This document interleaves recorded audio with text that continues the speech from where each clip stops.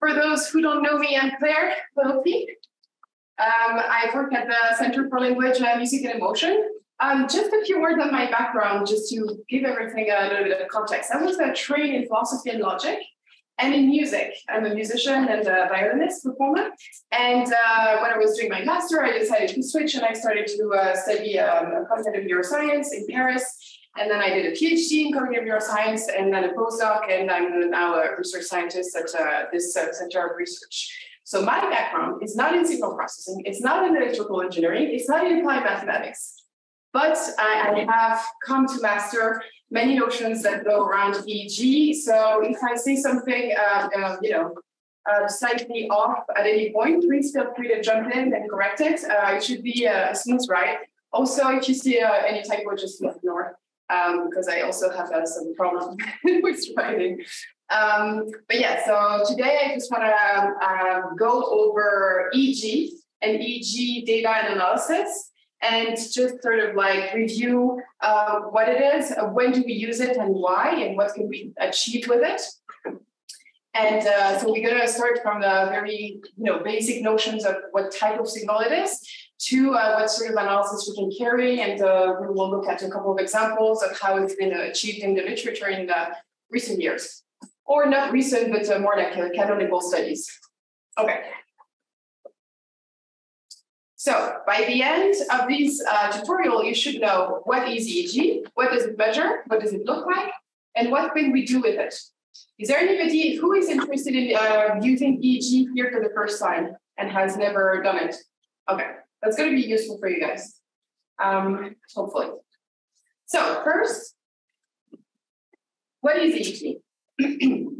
So the signal that EEG picks up on is an electrical signal that's being produced by neurons. So neurons, especially pyramidal neurons that are in the cortex, in the upper layer of the cortex, they're organized, right next to each other, like arrays, and they send spikes to signal to pass information. And this spiking activity generates a current that is parallel to the axon of the neurons. And this is what is being picked up in EEG. So as you can see, the source is here. So the source is here, and if you sort of like zoom out in the brain, the source will be here, the electrical current will be parallel to the axons, and that's going to be what's being recorded by EEG. And if you're curious, yesterday we mentioned a little bit of MEG, magnetic encephalography. And just so for your reference, MEG, what it's picking up on the magnetic field. So it's very temporally correlated to the EEG signal because it's the same source at the same time, and it's also very precise. The only difference is that the polarity of what it's picking up is perpendicular to the electrical current, because one case is a magnetic field, and the other is an electrical field. So yeah, so it's potential due to return current of synaptic events in dendrites of pyramidal neurons. Okay. So what does it look like and how is it measured? So here is a more schematic view of what we just saw. So that's a pyramidal neuron. This is a little dipole here going on.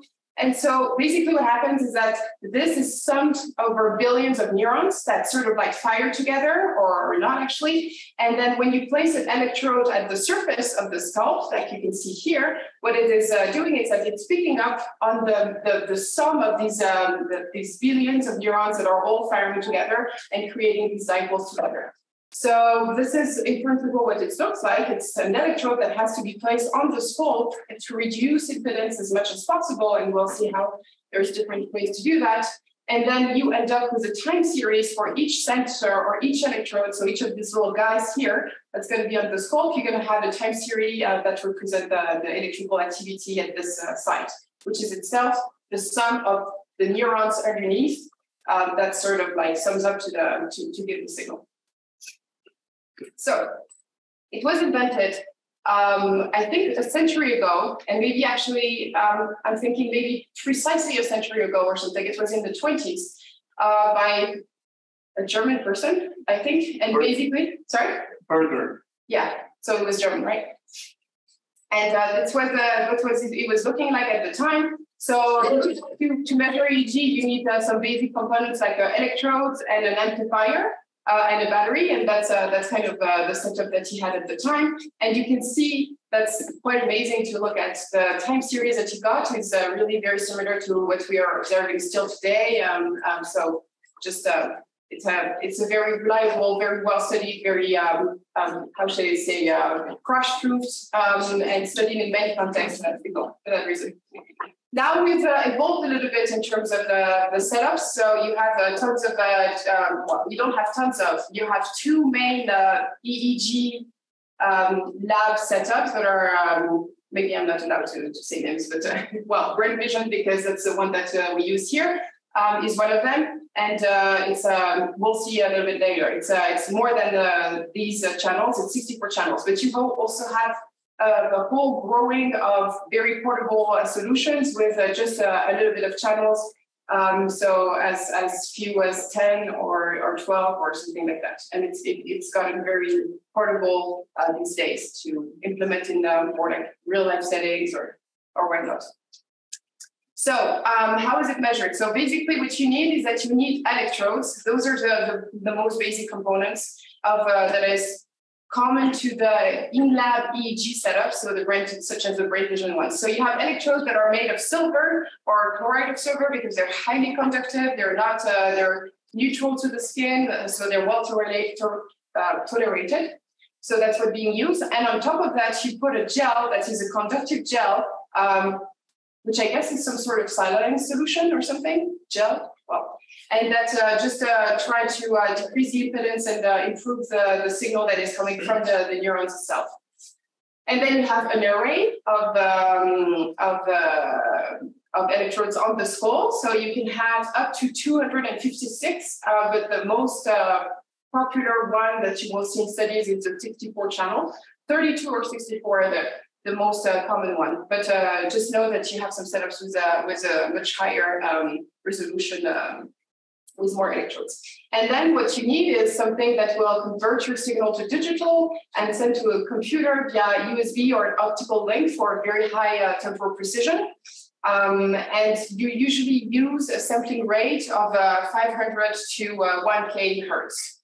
And that's what's most typically used. Okay.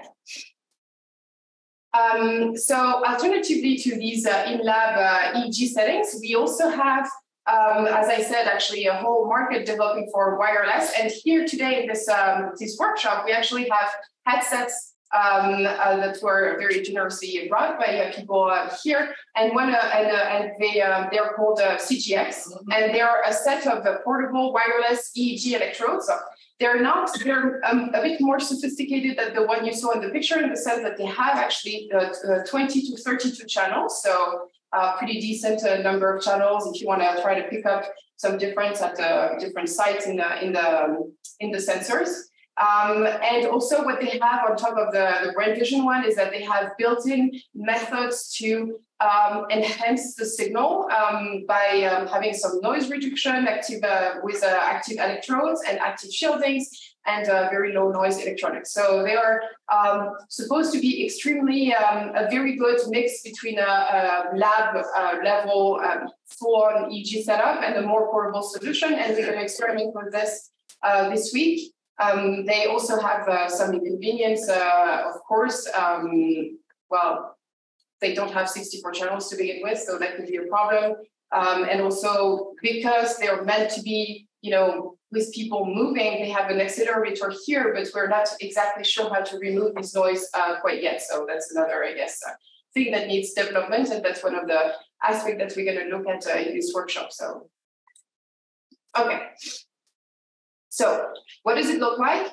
It's really, as I said, a time series for each electrode. And here you can see typical 64, sorry, that's probably 32 channel, over time. And so what you can see here is that there is pretty much nothing happening very bad. You see here some events that are probably eye blinks here and here that are probably captured by those two electrodes here. And then here you see a little bit of something happening. And this is actually probably some jaw movement or some sort of like muscular face movement that are being captured by the EEG.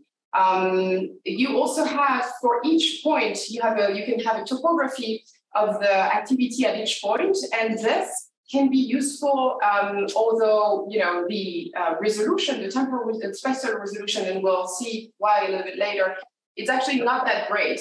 But still, you know, in papers, you will find arguments such as, you know, it was captured by these electrodes that are typical of auditory processing, for instance.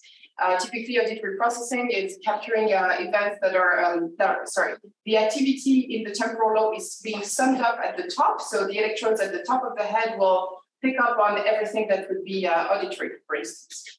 So it can be useful, it can be a sanity check, it can be contrasted between conditions, it can be still useful to look at the topography.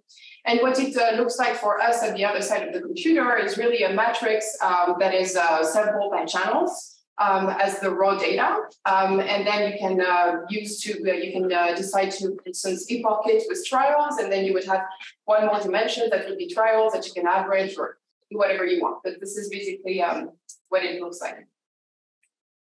Okay, so this is the covariance matrix of the correlation between the electrodes. So as you can see, the data from different channels is highly correlated. And you can see the very cool patterns of, these electrodes being correlated to each other not, that are probably, you know, close together. That's why they're such highly correlated. But what it tells you, most importantly, is that there's poor spatial resolution. That's one of the main drawbacks of EEG.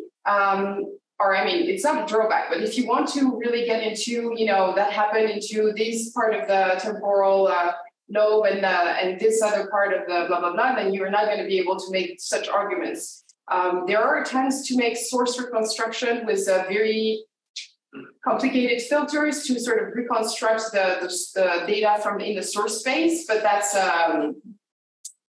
difficult to achieve, and most likely you need an MRI. So altogether, maybe you would be better off doing some MEG, because then you can have both of the best of both worlds, where you have both the good spatial resolution and the good temporal resolution. Okay, so a huge problem in EEG data, as I briefly mentioned before, is the signal-to-noise ratio. So the basic idea is that this is going to be your signal, and this is going to be your noise. So you have a huge problem of signals to noise ratio. I mean, not a huge problem because now we have techniques and everything, but you should know that your EEG is picking up on everything around and inside the brain that you don't care about. And so a lot of work that you will have to do with your EEG is to denoise it. So we're going to have a look at some sources of noise. One, the easiest and the nicest type of noise that you can have is Forerunner. So because EEG electrodes are picking up on electrical activity, of course, the electrical activity from the stuff around us can contaminate the signal. But because it's always at the very sharp frequency, which is 550 hertz in the US and 60 in the Europe, I think, or the other way around. Then you have a very easy way to look at the spectrogram of your signal, and you can have a very clear peak at this one frequency, and you can remove it very easily with a notch filter or something like that.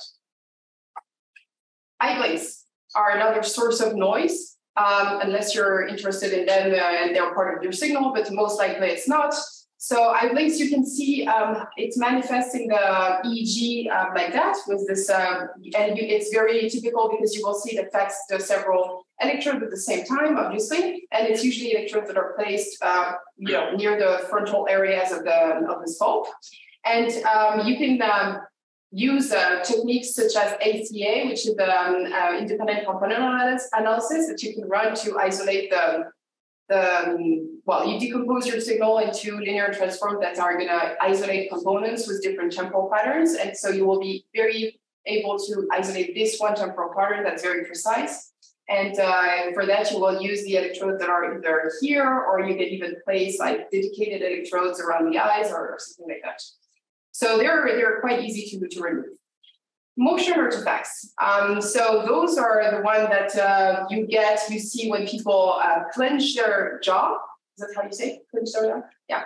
Or worse, to move their head, but mostly clench or do that, like they take in their saliva or something, and that's going to make some noise in the EEG, and this typically looks like that. So just for a second, everything is a bit off, and then it comes back to normal. And this is much more challenging to remove. So the technique is usually to say to people, please, when you are doing, when the stimulus is on, or you're doing the task or whatever of interest you're doing, don't move, don't blink and don't move as much as possible. And especially don't move your jaws or stuff like that, so that you don't contaminate the signal. So that's the most basic denoising technique, is to ask people to be cooperative and not move.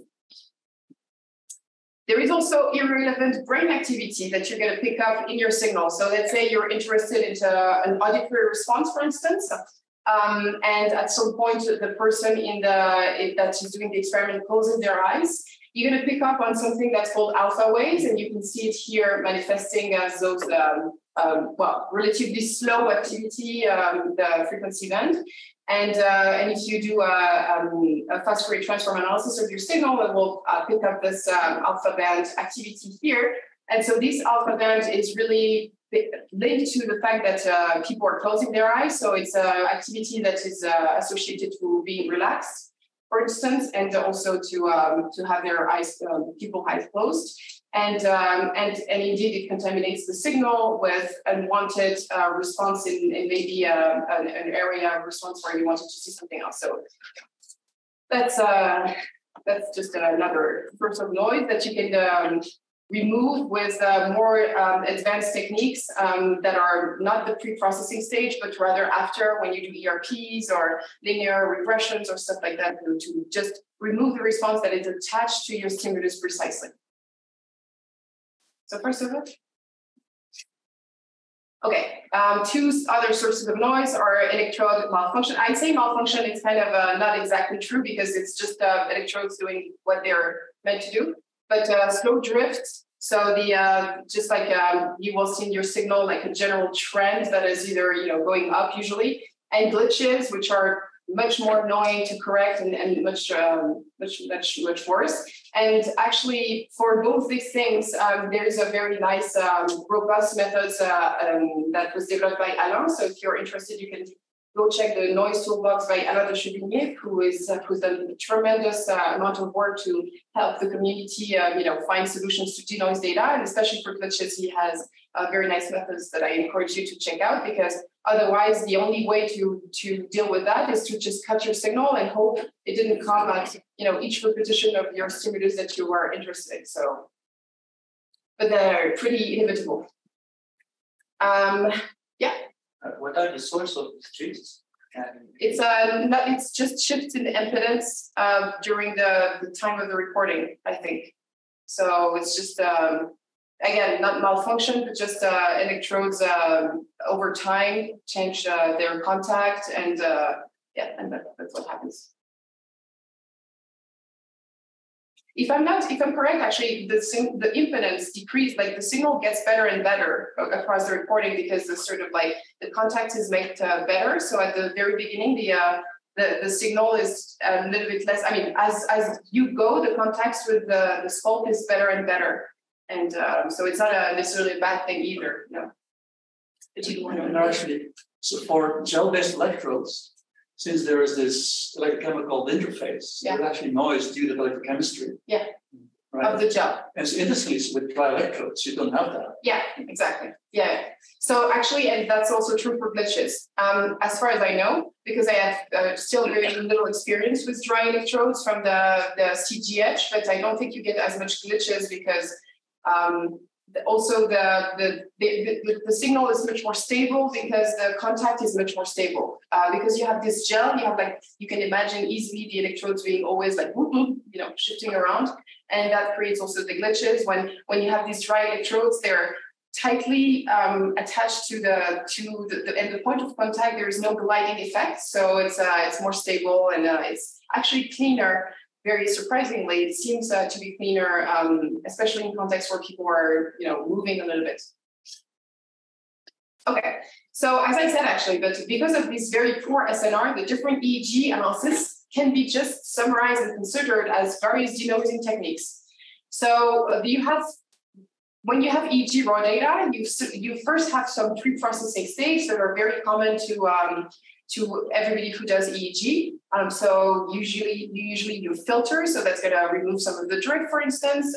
Then you and also it's going to remove the light noise. Then you can remove eyelids with ICA, which we tapped upon, and also it also will remove some major components that are really not wanted into the data. So you can pick up on the various things that you don't want with ICA. That's usually very, very nice. Okay. So now we're gonna tap into some techniques of analysis and just keeping in mind that it's always a way to sort of achieve noise removal if you want, because you want to enhance your signal to noise ratio in some way. So one of them that's the most common, and actually I was looking up studies with ERPs date back to the 50s, I think, so very, very old. And so the idea of evoked response potential is that you have a stream of, a series of stimuli that are very short, such as syllables, or it could be notes, or it could be flashes, or images, or whatnot. And you present them repeated with usually not regularly, so you don't have temporal prediction things coming on the way, but you just repeat a short stimuli and you present it to your participant. And what you do is that you cut, there is a little image. But what you do is that you cut the signal at the onset or slightly before, and maybe 500 milliseconds after, or 500 to 400 to 800 is usually the length of the ERP that you will look at, because that's where the main components of the impulse response is going to be captured. So that's going to be your time range. And so, you cut some of this and you plot it, and then you do that for each of the repetitions. And in the end, you're going to have some sort of trace that's going to be averaged and denoised because through averaging. And interestingly, these impulse response that are timed up to the stimulus, they contain some peaks in amplitudes, either negative or positive, that have been evidenced to be signatures, cognitive markers. So, for instance, if you have a paradigm where you have an oddball, so you have always the same stimulus, and then all of a sudden you have a stimulus that's slightly deviant, you're going to have a very clear MMN response, which is called mismatch negativity. That is the response that you get typically when the brain was making predictions that has been not fulfilled. And then you have even more complex, How do you synchronize both signal, the stimuli, and the EEG? That's a very good question, that's the most biggest problem and challenge, not challenge, but thing that you have to care for when you're designing EEG is the synchronization with your data. So what you have is usually you have a trigger box that's going to be sending, when your stimulus starts, it's going to send basically a signal right to your EEG data set, and it's going to mark it in there. So you're going to have markers that are synchronized as precisely as possible to your stimulus onset. So, and if you don't have that, you cannot do anything with EEG, just nothing. So that's very important. And if you don't have a good system for sending triggers, or if you have temporal inconsistency or whatnot, then you're really in trouble. Well, it depends what analysis you do, but usually you want temporal precision because that's what it's good for. So you are averaging for several signals. So there is no information encoded in the phase, because the average, depending on how you do it, both you're averaging across the amplitude and also the phase. So do you know that there is no information encoded in the phases? Not when you do hierarchy. Well, you can still look at the phase in average, right? Yes. But you lose some information. Right. You lose some information in the phase, and there is some internal balance. Exactly. But if you're interested in phase, there is other types of analysis, and we'll go over in a minute, that are actually looking at the phase precisely. When you're looking at ERPs, you're building on a corpus of studies that have identified these ERPs, these peaks and in components that are clearly signatures of something. So MMN being the signature of predictive processing being not fulfilled. There is the N400 in language that is linked to semantic incongruency and things like that. Like they're well known. They've been studied and they've been identified, and so you rely on that to compare and to test further. I don't know, whatever you want to contrast, but yeah, you do lose that stuff in there. Yeah. So synchronous stimuli is different from the say violin scenario, right? What do you mean? Sorry. Like you're saying, like we need to send the synchronous stimuli. Yeah. And like for example, the study we do here is like we play the violin, so that's not a synchronous thing.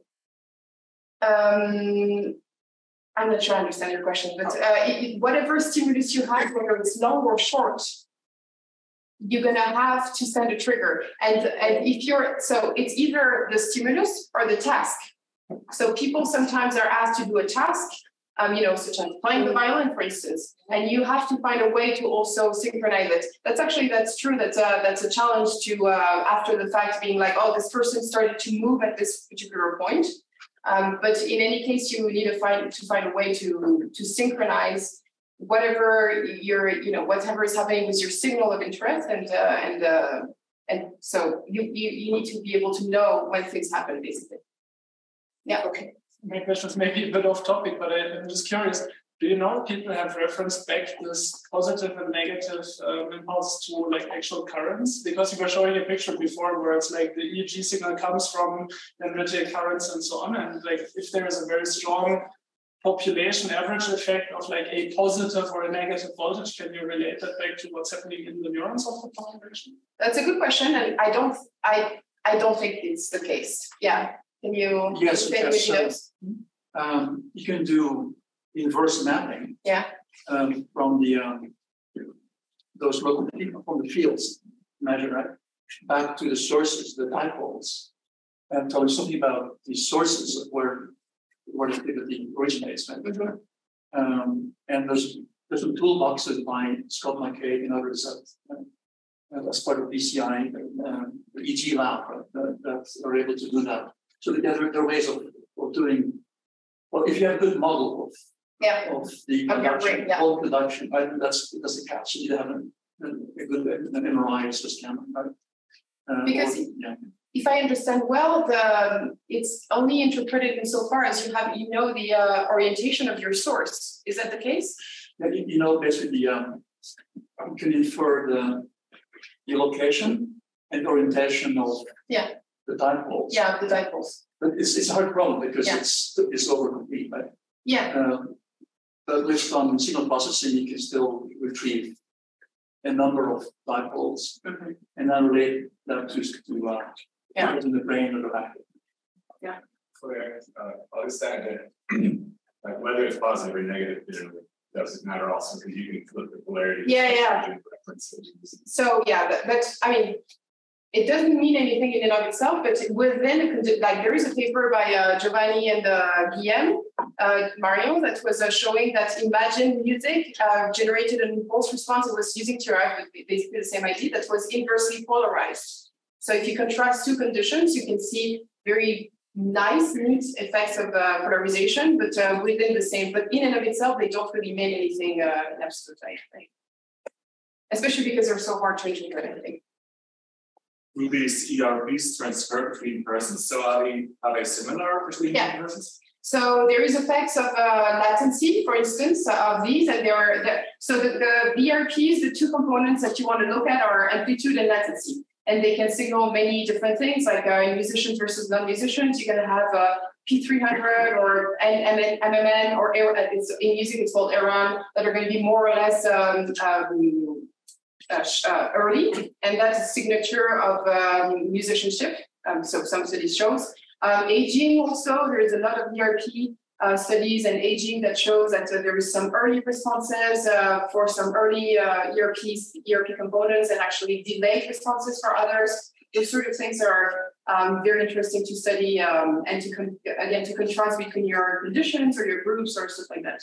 But the shape would be similar between two. Yes, the shape is similar. It's just the early responses are always the same. The early components, unless a major brain problem. Okay, let's move on because actually we have quite a few things to cover. Don't we? We have 15 more minutes, is that it? No. Yes. Yes, okay. So another type of analysis that is actually less temporally precise. So for instance, you would be able to be interested in that when you are not so interested in a very precise key signature to your stimulus is time frequency analysis. So the idea of this analysis is that the brain and I'm going to be quiet so she doesn't kill me. The brain has oscillatory activity at different frequency bands, and those oscillatory activity are maybe functional for some cognitive process. That's what. Sorry. Said, come on, she should have 15 minutes. So anyways, so they range from very slow to much higher activity, and they are key signatures. We talked about alpha waves that are signatures of closing eyes and relaxation in general. Gamma bands are usually associated with high-level cognitive processes, and there are some very cool papers by David Popple, for instance, on how there is some couplings between some different types of oscillatory activity that really implement a very good way to parse language, for instance. So I'll let you check on that if you're interested. So basically, the idea is that because you have these oscillatory activities in the signal, and that there's thought to be signatures of cognitive processes, then you can run a fast Fourier transform where you take your signal and you decompose it into frequency, and you look at how that evolves over time. And with this analysis, then you can have an idea of the components, the frequency components of your data over time. This, for instance, is a study that I picked because, I don't know, I thought it was pretty cool. But they were looking at congruency between the visual stimuli and auditory stimuli. So either you hear a bah and you see a sheep, or you hear a doom and you see a sheep, and that's incongruent. And they run analysis like that, where they took the fast Fourier transform of their signal, and they were able to observe increased gamma activity that was time locked, or that was a signature of the congruent trials, and then compared to the incongruent trials, and they made a difference. And they see this little peak here that seems to be sort of like signature of high-level multisensory processing or something like that. Another type of analysis that's very interesting, very interesting for many things, is phase locking. Sorry, this is not the title. It's phase locking.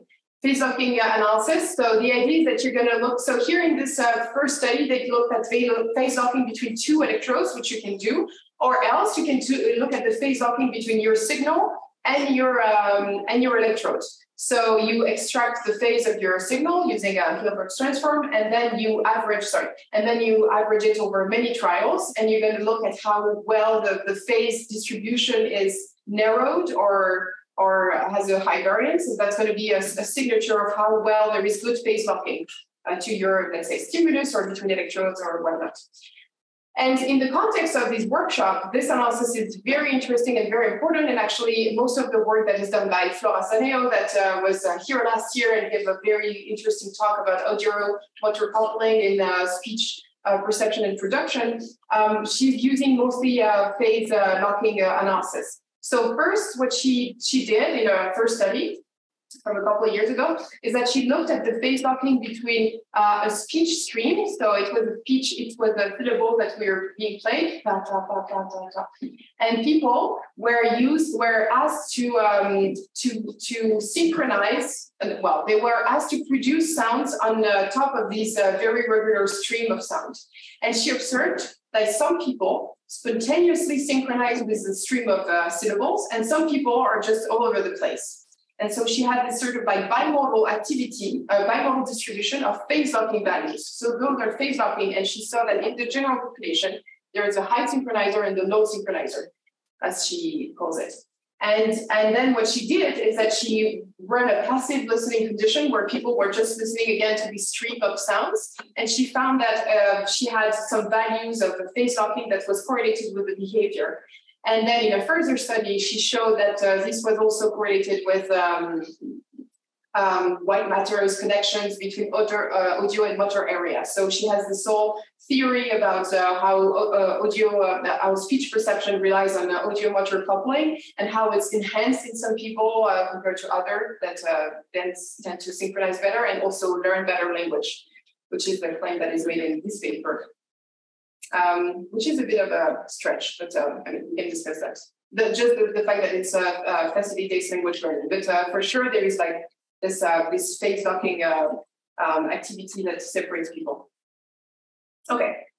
Yeah, so now we're going to tap into the linear methods. So TRF, for those who know the field a little bit, that will sound familiar, or CCA, or even DSS, that we're actually not going to get into, but if you're interested, just come to me and we'll discuss it.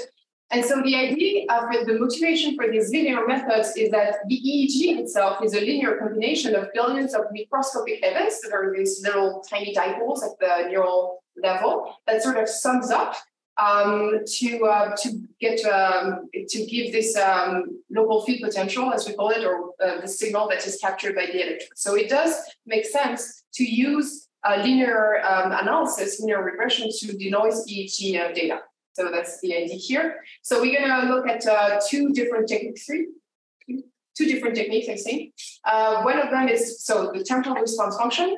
So the idea behind that is that the neural response can be described as a convolution of a stimulus feature with a specific channel-specific kernel. So the idea is that you take a stimulus feature, such as the envelope, but it could be many other things, and then you train a kernel on a set of data to reduce the error produced by the convolution between the feature and the kernel to reproduce data. And so you predict EEG with this trained kernel, and then you look at the correlation between the predicted EEG and the actual EEG. And that's going to be your cortical index correlation, or it really shows how well the stimulus is represented in your EEG at each site, at each electrode. Yeah.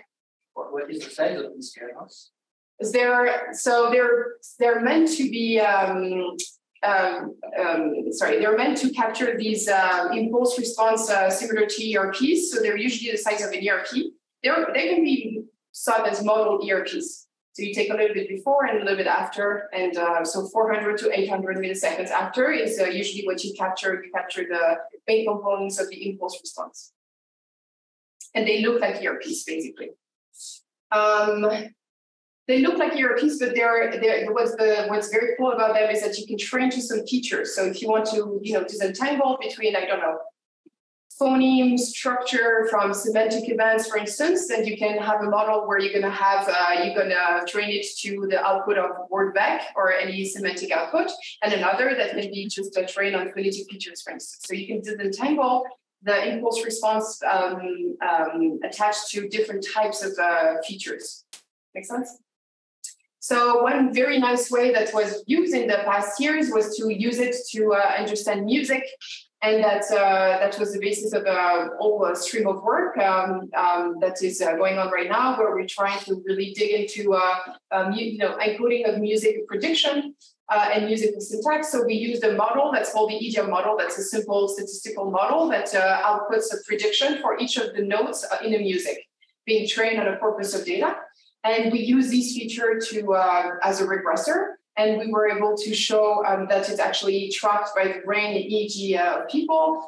So if that's what you see here. So we run the TRF models with just the acoustic or the envelope, the first derivative of the envelope, and then with both the model and the envelope, and we found that the incremental, there was an incremental, how do you say, a better explanation by this musical model, let's say. So meaning that the added feature of music was explaining further the EEG data. And we also found some very cool effects of envelope tracking and melodic expectation tracking using ECOG data, so from patients in Colombia, and found some encoding of the melodic expectations in higher level of auditory processing. So yeah. And right now in my lab, we use that to tackle questions about musical enculturation and how you can use this model, train on different models, and see how you can capture people's background at a given time and also after training. So I get people We put them in the EEG for listening to unfamiliar songs. Then we train them for 1 month on this unfamiliar corpus, in this case of Chinese music. And then we test them again. And using that, we can probe directly from their brain signal how much they learned of the new grammar. Finally, one very interesting analysis that was also developed by Alain de Chevillier and Daniel Wong and Giovanni De Liberto and these people, and especially in Telluride. It's called canonical correlation analysis. So in a nutshell, what CCA does is that it applies linear transformation to 2 filtered signals. So usually the EEG and the signal, but it can be also the EEG and the EEG. So anyway, 2 sets of data to find the components for both that maximizes their correlation. So you have, so here it's let's assume it's a stimulus feature, that's the envelope. And on the other side, you have your EEG data. So that's the time by channel signal. You first filter it to be able to pull out effects of like spectral effects or things like that. So yeah, you decompose it, let's say, and then you apply a PCA to reduce the dimensionality of your signal, and then you apply this component CCA analysis that's going to transform both signal, and then you end up with components that are maximally correlated together. So it's going to end up with a linear transform of both signals, and you take the first component, and that's what's going to have the maximal correlation. So this is in the audio what correlates maximally with this. Yeah. And you can do that with EEG, 2 EEG sets. So if you want to know what people have in common, so regardless of the stimulus, they could do whatever, but what do they pay attention to most at any time? So you do the same analysis, and this component of person A is going to be what's maximally correlated with this component of person B. And so it makes you able to see what are the moments in the stimuli where people all pay attention together. And we were mentioning yesterday in the group some very cool Hitchcock movie effects where you could see that in tense moments, people all pay attention together. So that's pretty cool. We use this technique very simply in my lab to measure engagement during passive watching of video games with different sound treatments. So we were paid by Logitech to run these tests on video games with either 3D stereo or surround sound treatments, or just way to recreate sound with headphones. And we found very strong and how do you say consistent and significant results in the behavior in terms of engagement. People reporting that were more engaged into the stereo conditions, surprisingly. And then we used CCA to look at whether that was true, looking at just at the brain data. So we run a series of CCA where we took and we baseline use a Noel model where we sort of shuffle the signal with the stimulus properties. But basically what we found is that in the stereo as well, we have an enhanced engagement. So the brain signal of people is more correlated to the stimuli for this particular condition, which has been shown in previous study to be a marker of attention and engagement. Okay, yes, third one. Yeah, linear classifier, that's pretty cool.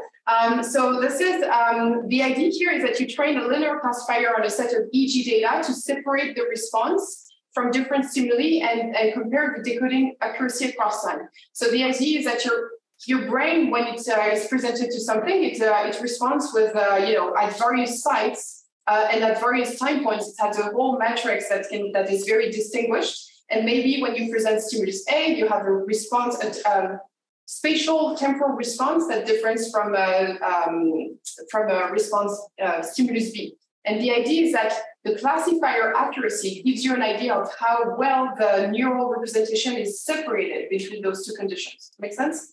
So this technique was developed almost 10 years ago by Jean-Rémy King and Stanislas Dehaene in France. And it was recently used in a paper which she had where we looked at the encoding of melodies from uniform and non-uniform musical scales. So in the realm of music, the idea that scales that are made to make music have certain properties, and we made the hypothesis that non-uniform scales are easier to learn. So what we did is that we generated melodies with these uniform scales and with a grammar that was artificial. People had to learn the grammar, and then in the test, they were asked to detect the incorrect grammars.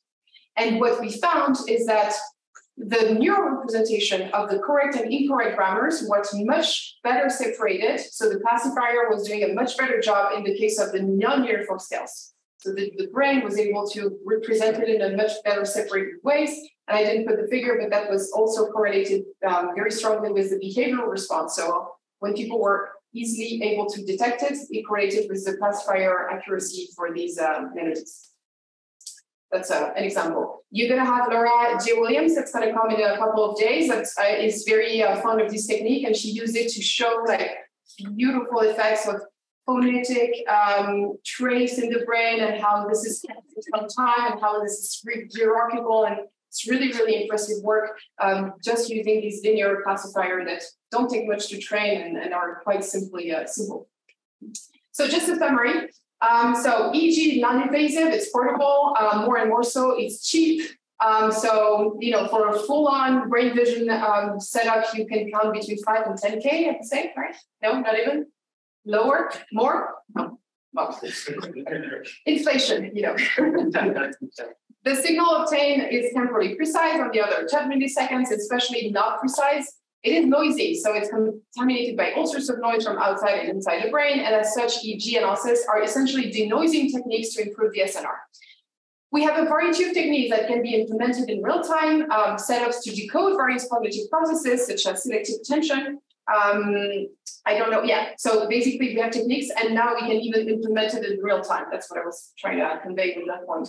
And we need to tackle some other aspects such as noise from motion artifacts, so we can propel the next generation of BCIs of BCIs using EEG and other non-invasive techniques to the next level. And once we can remove those motion artifacts. And in future talks here, I think we will tap into the development of non-linear models for decoding EEG, because as you noticed here, I've only talked about linear models and explained how it's justifiable. But maybe we can also gain more, increment or increase the performance of decoding accuracy using DNNs and other non-linear techniques. And we're going to see that in the coming weeks. That's it for me. All right, so I am, you've had enough of me, it's going to keep on going. Today we're going to learn some more foundational stuff, Fourier-esque hands-on approach to training spiking neural nets using lessons from deep learning. I think a lot of people here might already be familiar with a lot of what I'm going to cover. Hopefully this tackles it from maybe a unique perspective of someone who just left Python thanks to Guido and Godo in 2018 Telluride.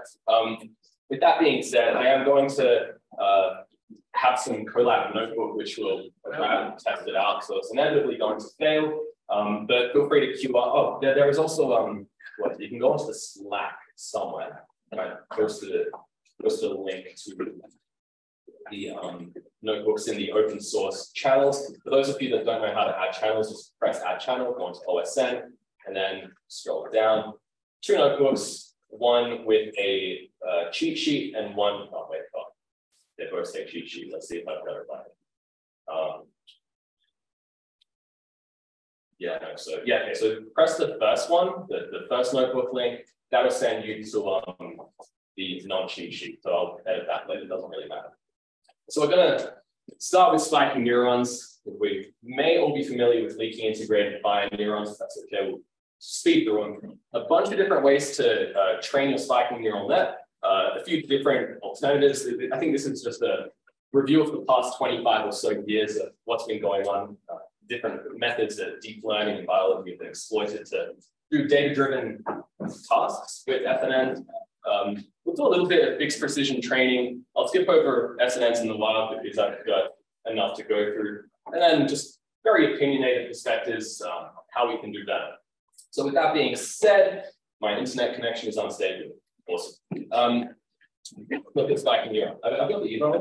That's all right. We'll see what happens. A lot of animations that are going to probably great things. So it goes without saying that spiking neurons, in contrast to artificial neurons, if you excite a spiking neuron sufficiently over time, then it's going to trigger its own spike to downstream neurons. Now, what is that? What does a coarse rate abstraction of that spiking neuron look like?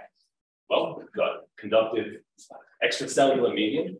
you have a thin film bilipid membrane, something that's like an insulator, and then you have an intracellular medium, right? Conductor, insulator, conductor. ECE 101, what is that? Resistor and capacitor.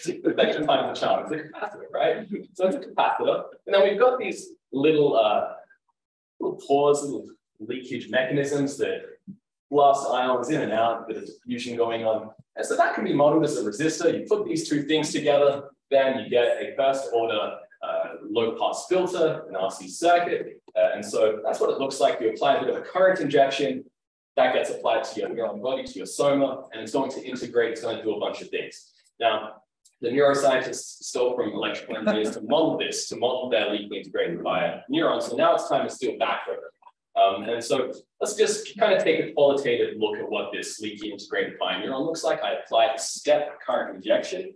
And then what does my membrane potential, this Vmem? This membrane potential is going to exponentially relax to some steady state value, right? Hopefully we're kind of comfortable with this. Now, what if instead of having this indefinitely long pulse, I clip it just at the start there?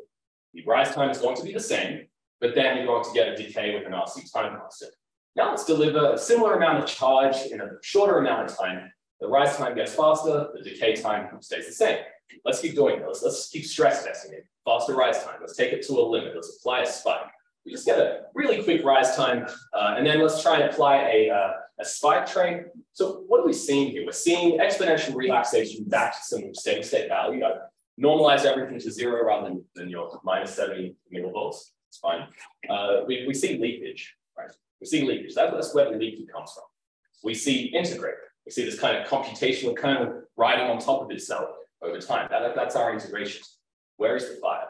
So in order to account for fire, we have to do some thresholding mechanism. This is probably the most simplified way to introduce a threshold. Is this hard threshold. We're not really modeling adaptation or anything like that. And if your membrane potential reaches this threshold, then you get a spike, and that spike is triggered to downstream neurons. In absence of that spike, nothing gets propagated to downstream layers. We like that because sparsity is nice for computation. Sparsity means less memory access.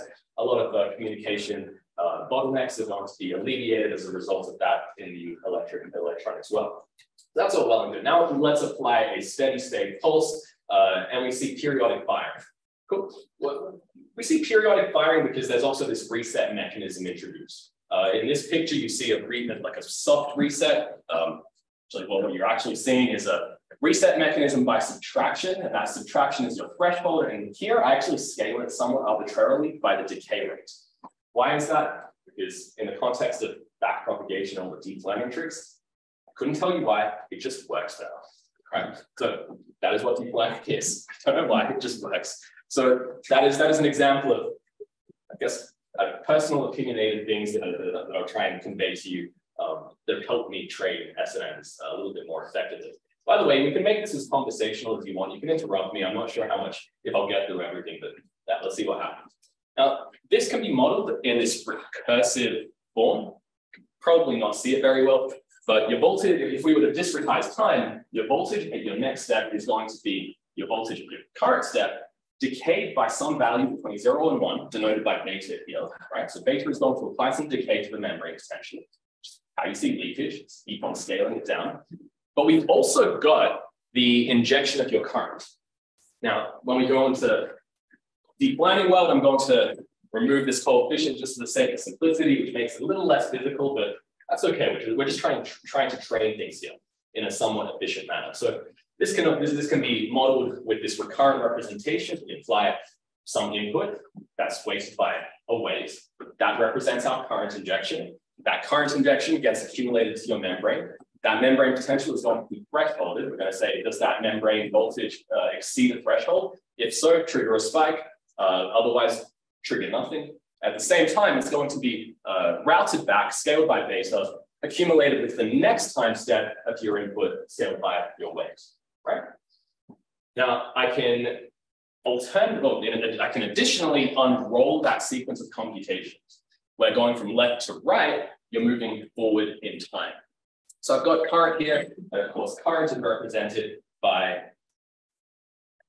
my X input. If you want to do something data-driven, that might be the value of a pixel. It could be your EEG voltage value. scaled by a weight, and we just kind of, as we move forward in time, we constantly get this repeated application of some decay constant. Okay. So what do I have on the right here? I've got the formal membrane potential dynamics, and I've got spiking dynamics represented by that. So that threshold is just represented as a heavy side step. Now, when we're doing gradient descent and backpropagation-based techniques, well, now that we've got this kind of acyclic computational graph, which is basically what a neural network is, we're able to steal all of the principles from the deep learning world in order to train these bad boys and to optimize our values of W. Okay, this is one single neuron, one single spiking neuron over 4 time steps. So we're constantly running the spiking neuron over many time steps as we just kind of extend out for a while. And if we have hundreds of millions of neurons, then we get hundreds of millions of these nodes as well. When we're using gradient-based optimization, we can think about your voltage exceeding your threshold. If so, you get a spike, you get a 1. It's below the threshold, that spike is 0. You take the derivative of that, then you get a Dirac delta, something that feels non-differentiable. We'll come back to that, surrogate gradients. A lot of us know about it. For those of you that don't worry about it. We'll go into it. Let's see what's next. Yeah, awesome. So with that being said, let's start trying and break some stuff. So Colab notebook, I'll zoom in. Can everyone kind of see what's going on there? Sweet. So pip install SNN torch. So I'm not going to connect to a GPU runtime just so that things don't break on me, just so that things don't terminate on me. But yeah, I can pip install SNN torch pretty easily there. Bunch of plotting settings that I probably use ChatGPT to do my matplotlib stuff. And while that does its thing, and my internet connection. Yeah, so what am I importing? What libraries matter? I'm using SNN torch because I made it and I know everything about it. Spike plot, just a fancy little helper module that will let me plot a bunch of stuff with relative ease. PyTorch, we need that if we're going to use SNN torch. And so how can I model a leaky integrated binary neuron? I would recommend you doing it from scratch if you haven't before, but all it takes to do here is to call SNN.leaky. What are some hyperparameters of this neuron? Your decay rate, right? Maybe I want my decay rate at one particular timestamp to be 80%, right? I want it to decay by a value of 20% at each timestamp. In that instance, then I'll say beta equals 0.8. Then instantiate, oh shit, haven't done it. All right, skip over that. Inevitable. All right, hopefully no error this time. So LIF now contains this instantiated leaky integrated binary neuron. Now let's try to run a simple simulation of one single leaky integrated binary neuron. Number of steps, I don't know, 200 discrete steps. Why not? Stay consistent. It's going to apply a weight of, I don't know, I'm just going to arbitrarily put 0.8. Input current injection. So I need 200 steps of input current, discrete time steps of input current. So how can I do that? I can concatenate a bunch of, so let's start with torch of zeros. Let's do 10 steps of nothing. Then let's do torch of ones. Let's do, I don't know, 10 steps of ones, but I can scale that by my weight.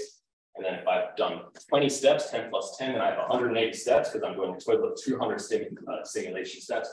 Then we turn that off. We go to torch on zeros, 180. Totally going to get an error. Now, because we have initial conditions, we need to initialize our membrane potential. Let's just set it to 0 to start with. Torch up 0 is 1, so we're doing 1 neuron, so we only need 1 membrane potential. And likewise, without spike, the output spike, we need to dump that somewhere. It's not meant to be 2. And let's see. Nice, I got it. Very, very proud of myself. So we're going to generate a couple of empty lists, and we're just going to, because we're going to simulate things over time, we're just going to populate these lists one time step at a time, as long as we need. So we've got membrane recordings and spike recordings. Now, neuron loop simulations, we're going to use a for loop. So we go for step in range num steps. What do I want to do? So the leaky integrating binary neuron that I instantiated takes in 2 inputs. It takes a current injection, X, but we need to index into the present time injection. So it's X step. And it also needs the membrane potential, right? Because the membrane potential has to be, it needs to be operated on. We need something to do. So we pass in membrane. And it's going to return 2 things. It's going to return the spike. It's going to tell me if I have a 1 or 0 spike. and it's going to return the next time step of membrane. So I'm going to overwrite the previous membrane with a new membrane. And then I'm going to, what am I going to do? I'm going to populate these lists, memrec, append, membrane. I'm going to populate my spike recording list as well. Then we want to convert lists to tensors so we can do stuff. There's a nice little function called torch.stack. I can just pass this directly. Rec, torch.stack, spike rec. Can you see this? Then I just pre-populated a plotting function. Let's place our bets if I'm going to mess something up. Sick. I got something. So this looks pretty weird. I could have done better selection of values, but effectively we're seeing a input current injection, bunch of spikes because we have threshold crossings, a reset by subtraction, which doesn't do much. I implore you to go and choose better values that look a little nicer than what I've got here. So also, with that being said, any questions? Leaky integrated fine neurons recorded with training? Nice. All right, so hopefully that was just a bit of a review. Now, of course, the output layer of leaky integrated fine neurons need to do something. We need to somehow interpret these spikes or membrane potential from your output. Like if you're trying to do some classification or object detection or something that deep learning cares about, we need to be able to decode all of those output values. So once spikes have been passed to a model, the spiking neural net is going to modify that representation. So hopefully going to learn optimal parameters in order to do something that's useful with your output spikes. So how do we do that? How do we decode the outputs? Now there are many ways to do that, many ways that I am not familiar with.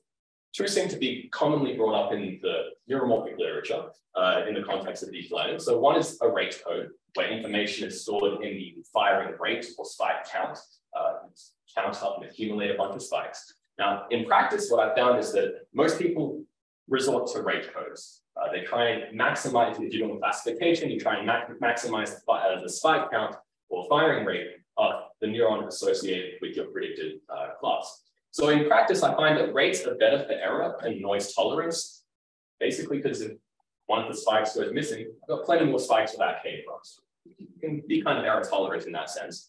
And because there are more spikes, there's a stronger gradient signal when you're doing backprop, and thus you enable faster convergence compared to other techniques. So yeah, it's the most common approach in modern SNN training, modern within the past 2-3 years.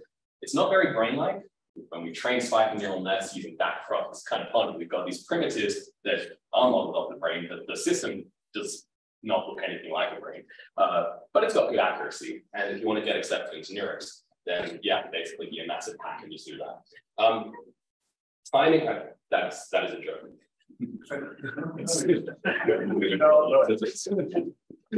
We can be the change you want to see. So timing is better for sparsity. So say I have a neuron, and my predicted class is going to be the neuron that fires first, and plenty of other things, interspike intervals, etc. Now, timing, spike timing or latency codes are better for sparsity because we just care about that one side. Therefore, it's more power efficient.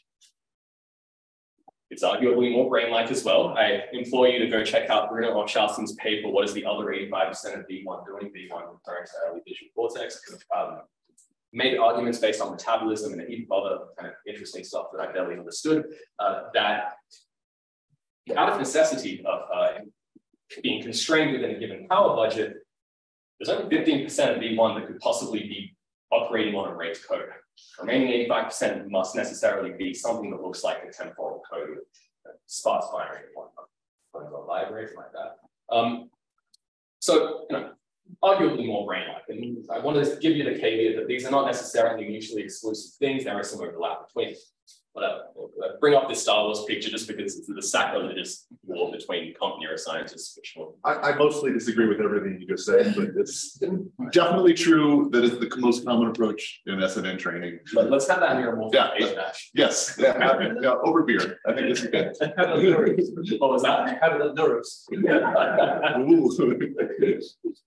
Okay, so how to train a spiking neural net? A lot of ways. Here are the ones that I've kind of come across the most frequently in the past 25. I've only been alive for like 30 years, so I started looking at this stuff like 4 years ago. But yeah, I can read this, so I can tell you a little bit about this. Local learning, spike time dependent. I will not spend much time on it. At a high level, it's just a learning rule that adjusts the connection strength based on the timing of spikes between a pair of neurons.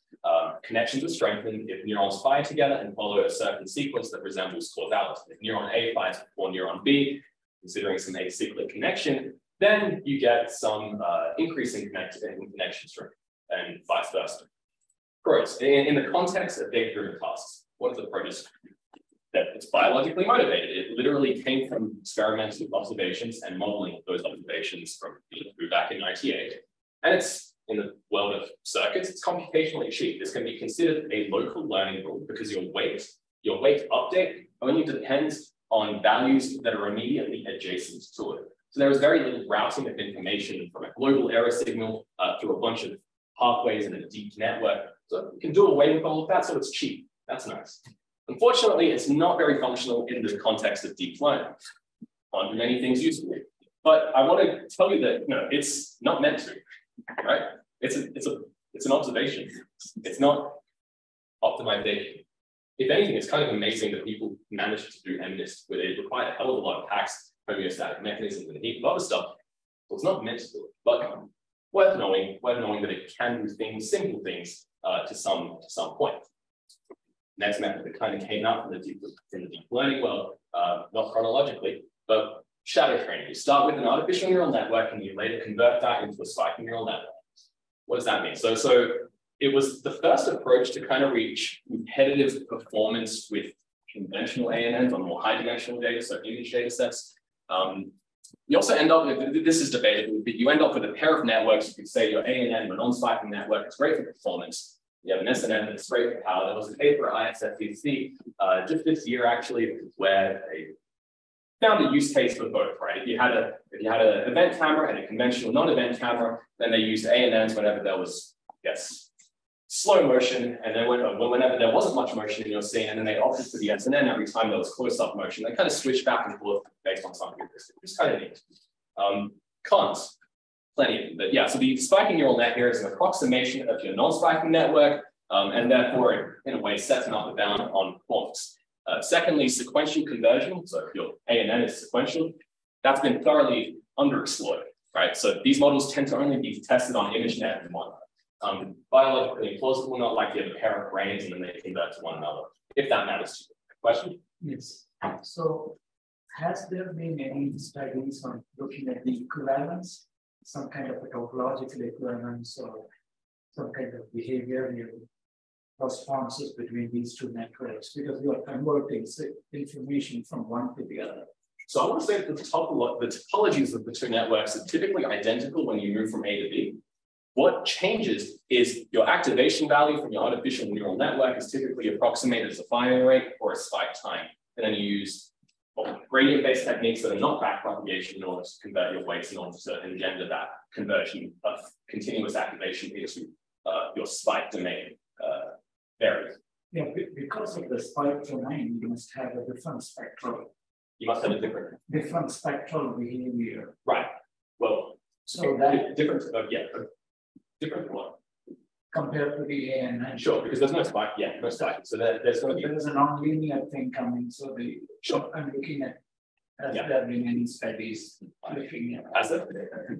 I'm not sure how deep people go into the theory behind this conversion. I think people are just trying to get a good top 5 accuracy on ImageNet and then happy and then damnation machine intelligence. And that's a huge cost, right? Because to get the same accuracy, because in the network, you either have a number of neurons with exponential and you know bits. Right. No, exactly. Sorry, what was that? Good. You would need a number, the population of neurons, so there's exponential in the number of bits in which you code your artificial network. Yeah. On the ANN side or on the spiking. Yeah. 8-bit network. Through to the 8 neurons and 6 neurons or time steps on a multiplex. Either way, yeah, you end up with doesn't make sense. Yeah. And then you added the threshold as a parameter. Sure. That's one of the things that's optimized in the conversion process. Yeah. Let's move forward. I don't want to linger on that. Oh, yes. No, you're good. We can go offline. I don't know too much about it because I've never done one of those before. For good reason. Now, I like this spike time learning. This kind of goes underappreciated by the modern neural crowd. It was actually the first ever backprop-based technique back in 2001, 2002 by Sandro Bote, where he took the derivative of the membrane potential with respect to time, to firing time, right? So if I was to perturb my membrane potential a little bit, then I look at the derivative of that membrane potential evolution with respect to time, only at the firing time. And that gives me some pathway to sidestep surrogate gradients and sidestep non-differentiability. So this is a differentiable function. And so that is pretty neat. It was the first ever use of backprops on SNNs as I recall, or as I understand it. And it also leads to sparse spiking activity because this is in essence some form of latency code. Flex that a little bit if you were to repeatedly apply many losses and converge to a rate, but let's not go there. Some cons. So potentially through sparse. One spike is learned at a time. You have to do one whole backprop step to learn one single spike. If you have no spiking, imagine this entire membrane potential evolution never reached the threshold, then you do not have a definable gradient with respect to the firing time. We need the use of differentiable voltage dynamics. Note that the leaky integrate and fire neuron that I showed you was the first order low pass filter, which went, and then it followed a exponential relaxation. This is more like a second order low pass filter or an alpha kernel, where everything is differentiable almost, right? Other than these little inflection points and whatnot. So you're constrained to using particular classes of neurons. Next question. With the same method as the recent event based on aggregation from you are able to tell the future. So over the past 20 years, this has been extended to handle alternative cases such as multiple spikes, alternative neuron models, e.g. event prop by Timo and Christian. Yeah, so a lot of people have kind of incrementally advanced it, but this is where it all started, right? So that's kind of like a neat, people just kind of, it gets lost, right? So it was 2002. We just don't hear about this much. We're all looking at surrogate gradients and whatnot. I think there's value in knowing where everything started from, right? Now, popular trends work for deep learning, so surely it works with spiking neural nets. Backprop through time. How am I going for time on that note? 6. So backprop through time. Pros, we're not bound by the upper limit of A&M performance as you were with your previous case, and it reaches state-of-the-art accuracy, whatever your optimization metric is. It's compatible with your ordered differentiation tools, PyTorch, TensorFlow, etc. And any advances that are present in deep learning can effectively be ported across. So that's kind of neat. Cons, of course, computationally expensive on non-neuromorphic hardware. And neuromorphic hardware, for the most part, doesn't really do backprop through time either. One idiot, Charlotte Frankel's chip Reckon, which does a variant of backprop through time. It is somewhat sensitive to hyperparameters, not as much as your latency-coded spike time derivative method. It's also biologically implausible if you care about that. You know, temporal and spatial credit assignment problems. I'll talk about that in a little bit more detail in a moment. So, spiking backprop through time. How do we do this? So, what does it look like? It's going to be a little bit of math. So, a pop quiz first. How many pathways exist from all of these outputs, from these 4 outputs, s at t equals 0 through to t equals 3, back to our weight? If we're doing backprop, we're going to do iterative application of the chain rule from your outputs over to your weights. How many pathways, right? Is there more than 4? Okay, good. Is there more than 7? Is there more than 10? Okay, let's see. Let's find out. All right, so that's 4. Let's just ignoring the temporal connections. That's 4. Considering first order connections, then we add another 3. There's 7 pathways there. Now accounting for our second order connections, then and our third order connection, there's 10.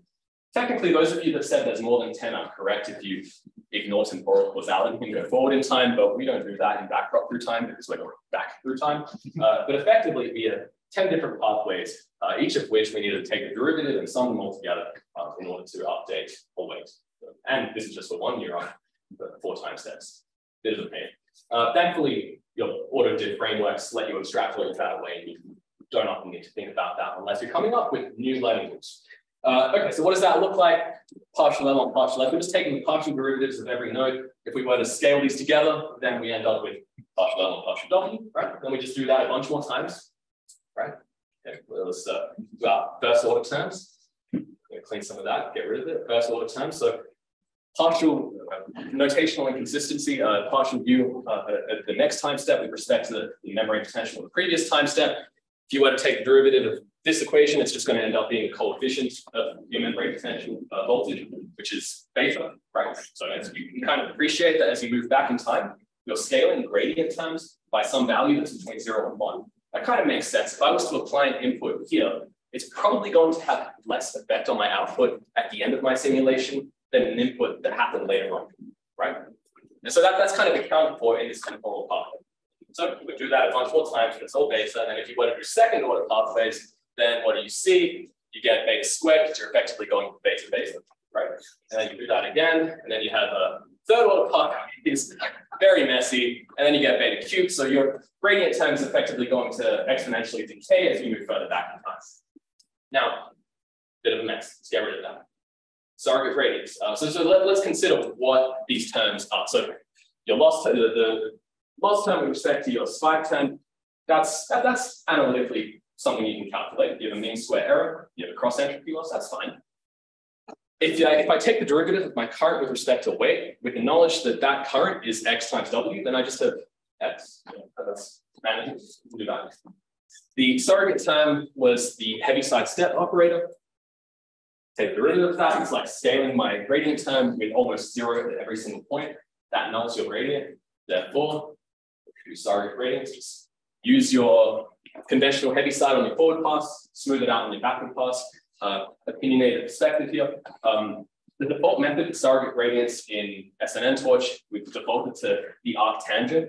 This is like a fast sigmoid, a double exponential popularized by Slayer by Suman and Garrick, I think they popularized. I'm not sure if it exists before. But yeah, as it turns out, the arctangent function just seems to work a lot better for everything. I couldn't tell you why. I tried to come up with some theoretical basis. Haven't gotten one yet. I don't really care for it. But yeah, so that's what's going on. Cool, let's code. Let's quickly train an SNN classifier. Good thing, let's see if we can do this. Import a bunch of libraries. Torch.nn contains all of your linear layers, convolutional layers, and there's just a bunch of other. Torch Vision contains a bunch of data set. Forgive me for I'm going to train on MNIST, but in the interest of time, that is well justified. So it's just a bunch of boilerplate code that will smush MNIST down to the dimensions that we want, put that to a tensor, make sure it's grayscale, normalize the values. I end up with a pair of data loads for training and testing. Should be using EMNIST. Bit of didn't young McQueen send you a bunch of hate mail for that? Yeah. All right. How many inputs are there in the MNIST data set? I mean, how many pixels in a single sample of this? 28 by 28, awesome. 784, right? Pick a number, any numbers, preferably below 1,000 for the sake of time. 1,000. Yeah. Oh. And how many outputs? 10 digits, 10 outputs. Number of steps, let's keep it quick, 25. Data, I don't know, 0.95, so slow decay. Let's run that. Now this is gonna be the, whatever. So fully connected, first fully connected layer, it's just nn.linear. I'm going to call it dense layer with num inputs densely connected to num hidden. So the amount of weights I have there, 784 by 1,000, 784,000, very nice.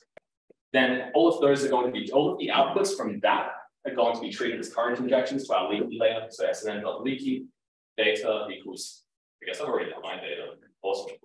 Then we have to terminate that at an output layer, so n.linear. If you spot me doing any errors, please do tell me num outputs.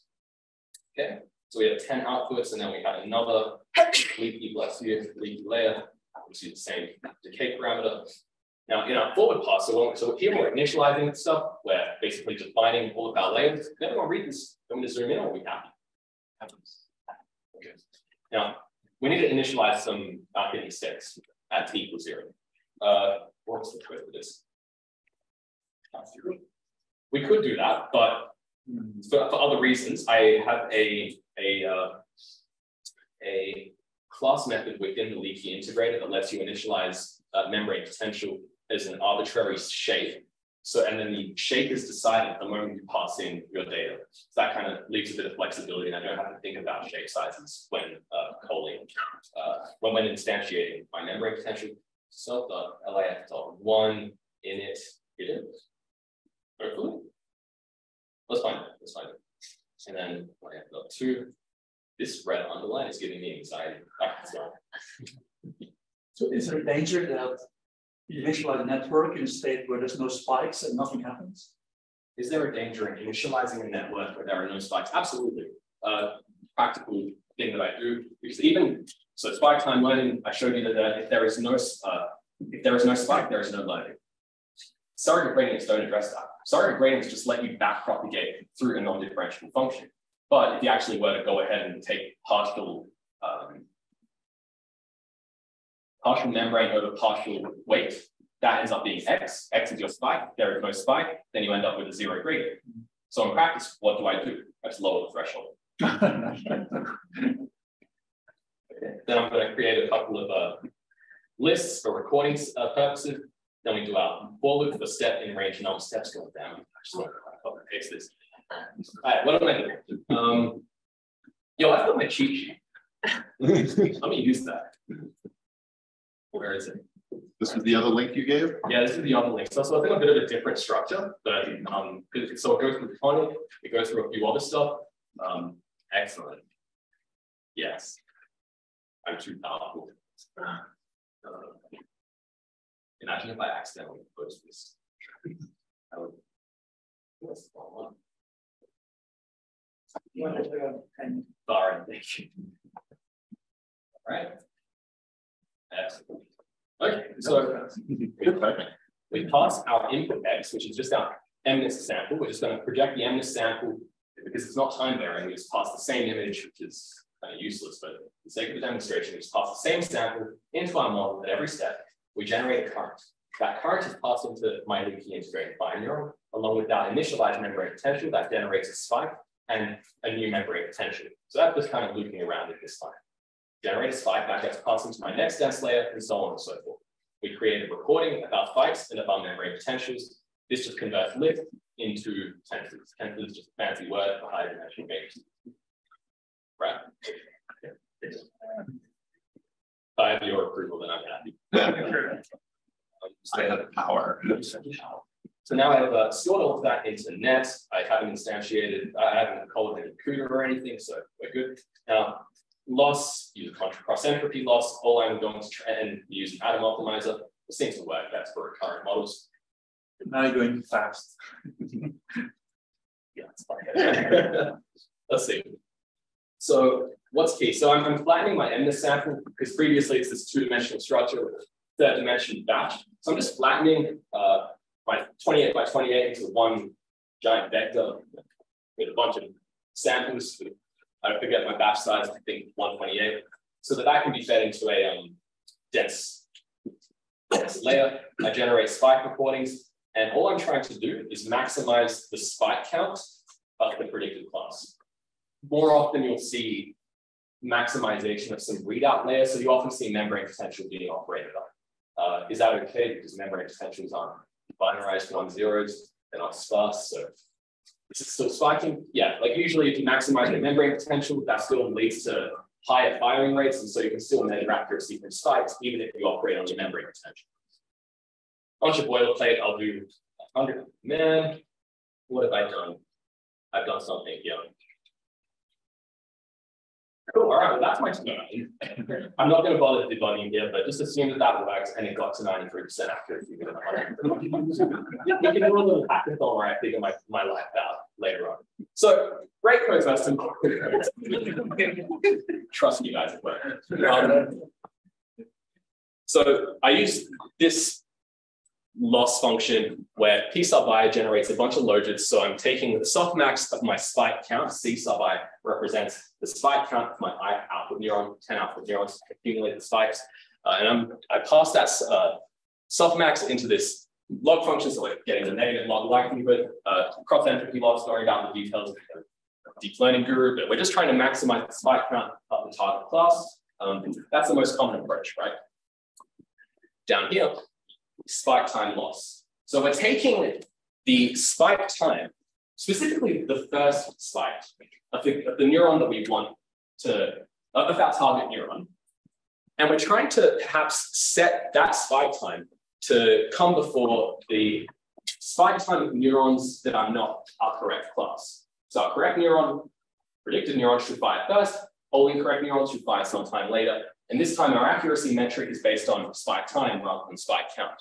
So it looks something like this. We do a mean square error. We're trying to minimize the distance between our actual value and our target value. What does this kind of look like? So imagine I have this membrane potential evolution, right? With sharp rise time. So this is our first order. This is the simplest case leaky integrated here.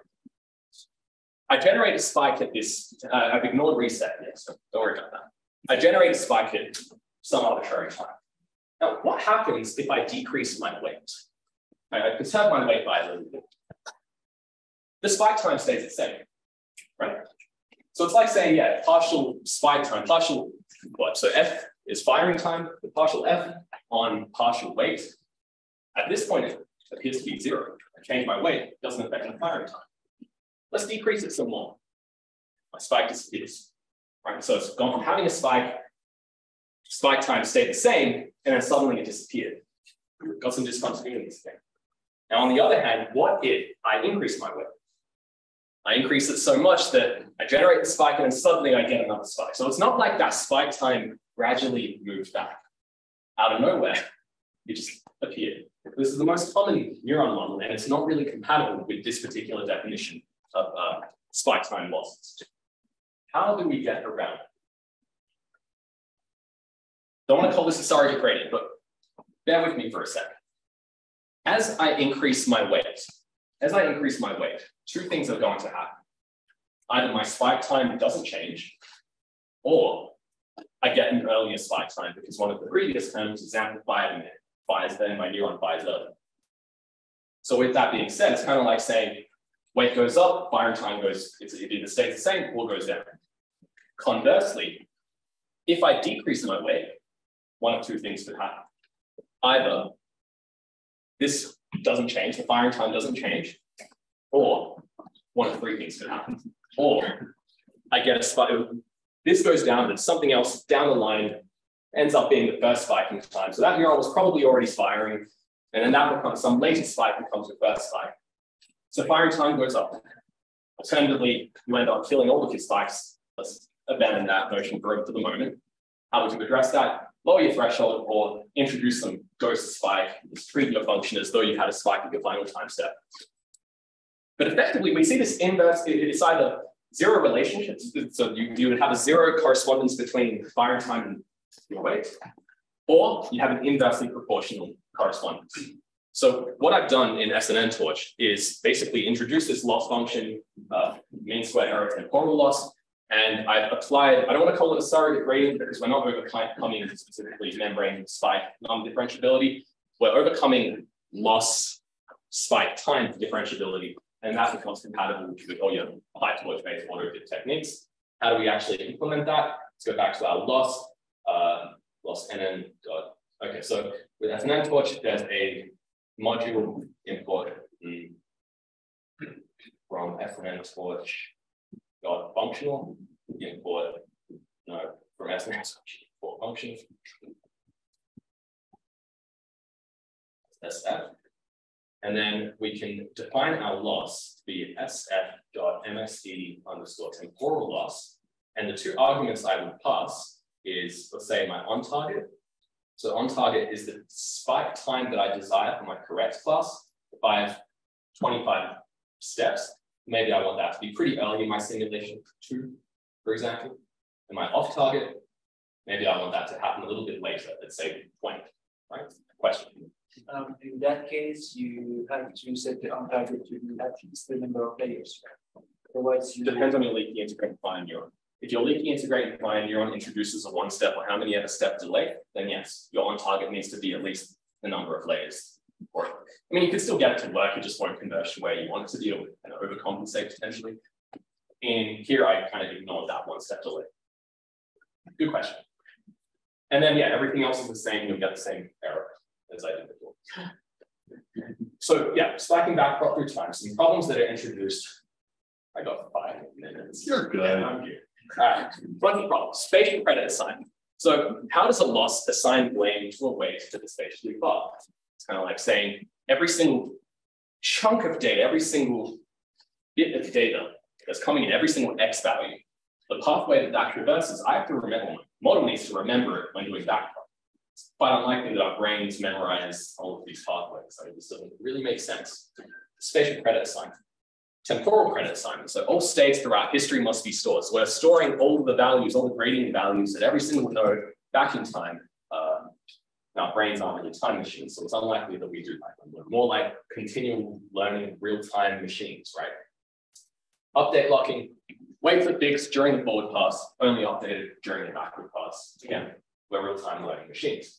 So to somewhat address this, real-time recurrent learning has become a little bit hot recently. It's resurfaced. I say resurfaced because it was actually introduced in 1989, Williams and Zipser.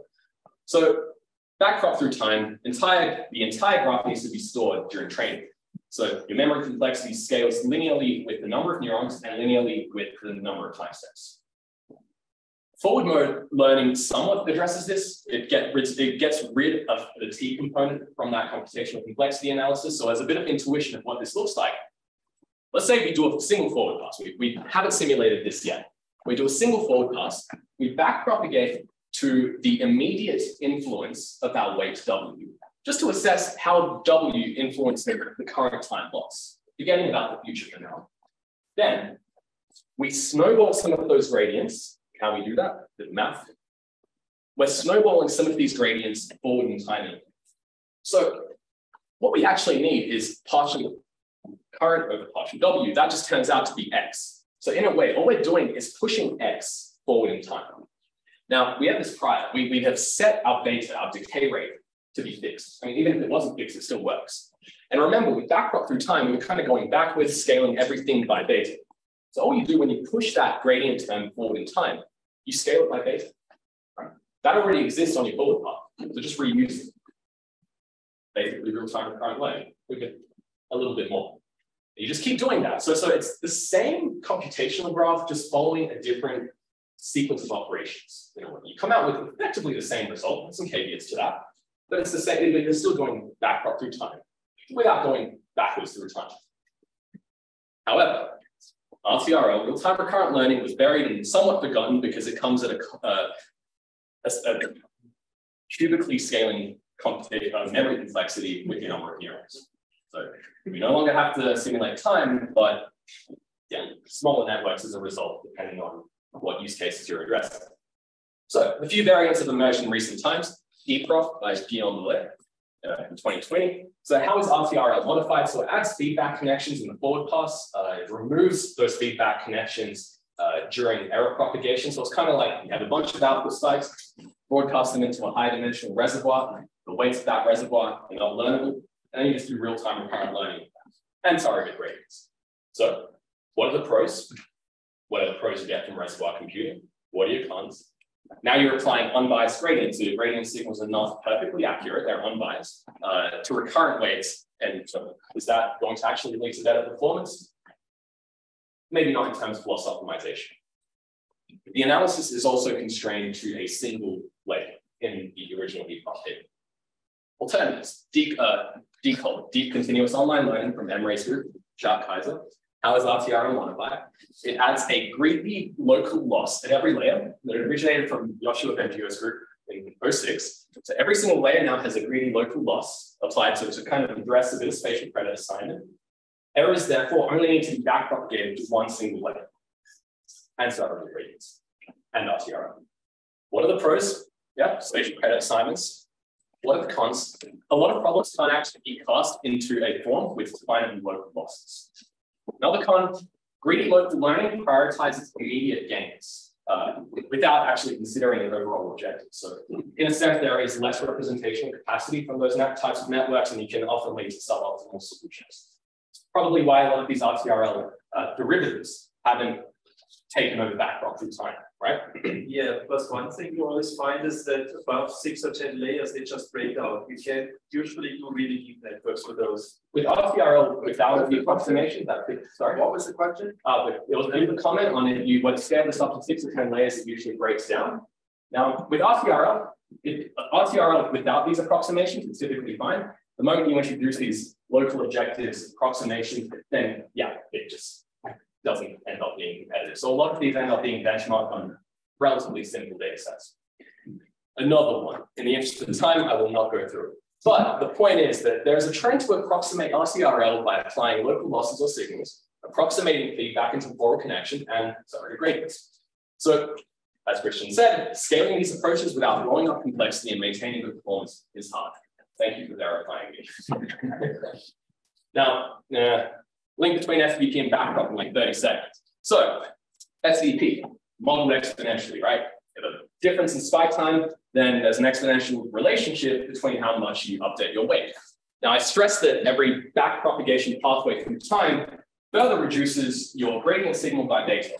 That looks a hell of a lot like this window. Well, part of that quadrant looks like your SVP window. So there is this type of relationship between SVP and backprop through time.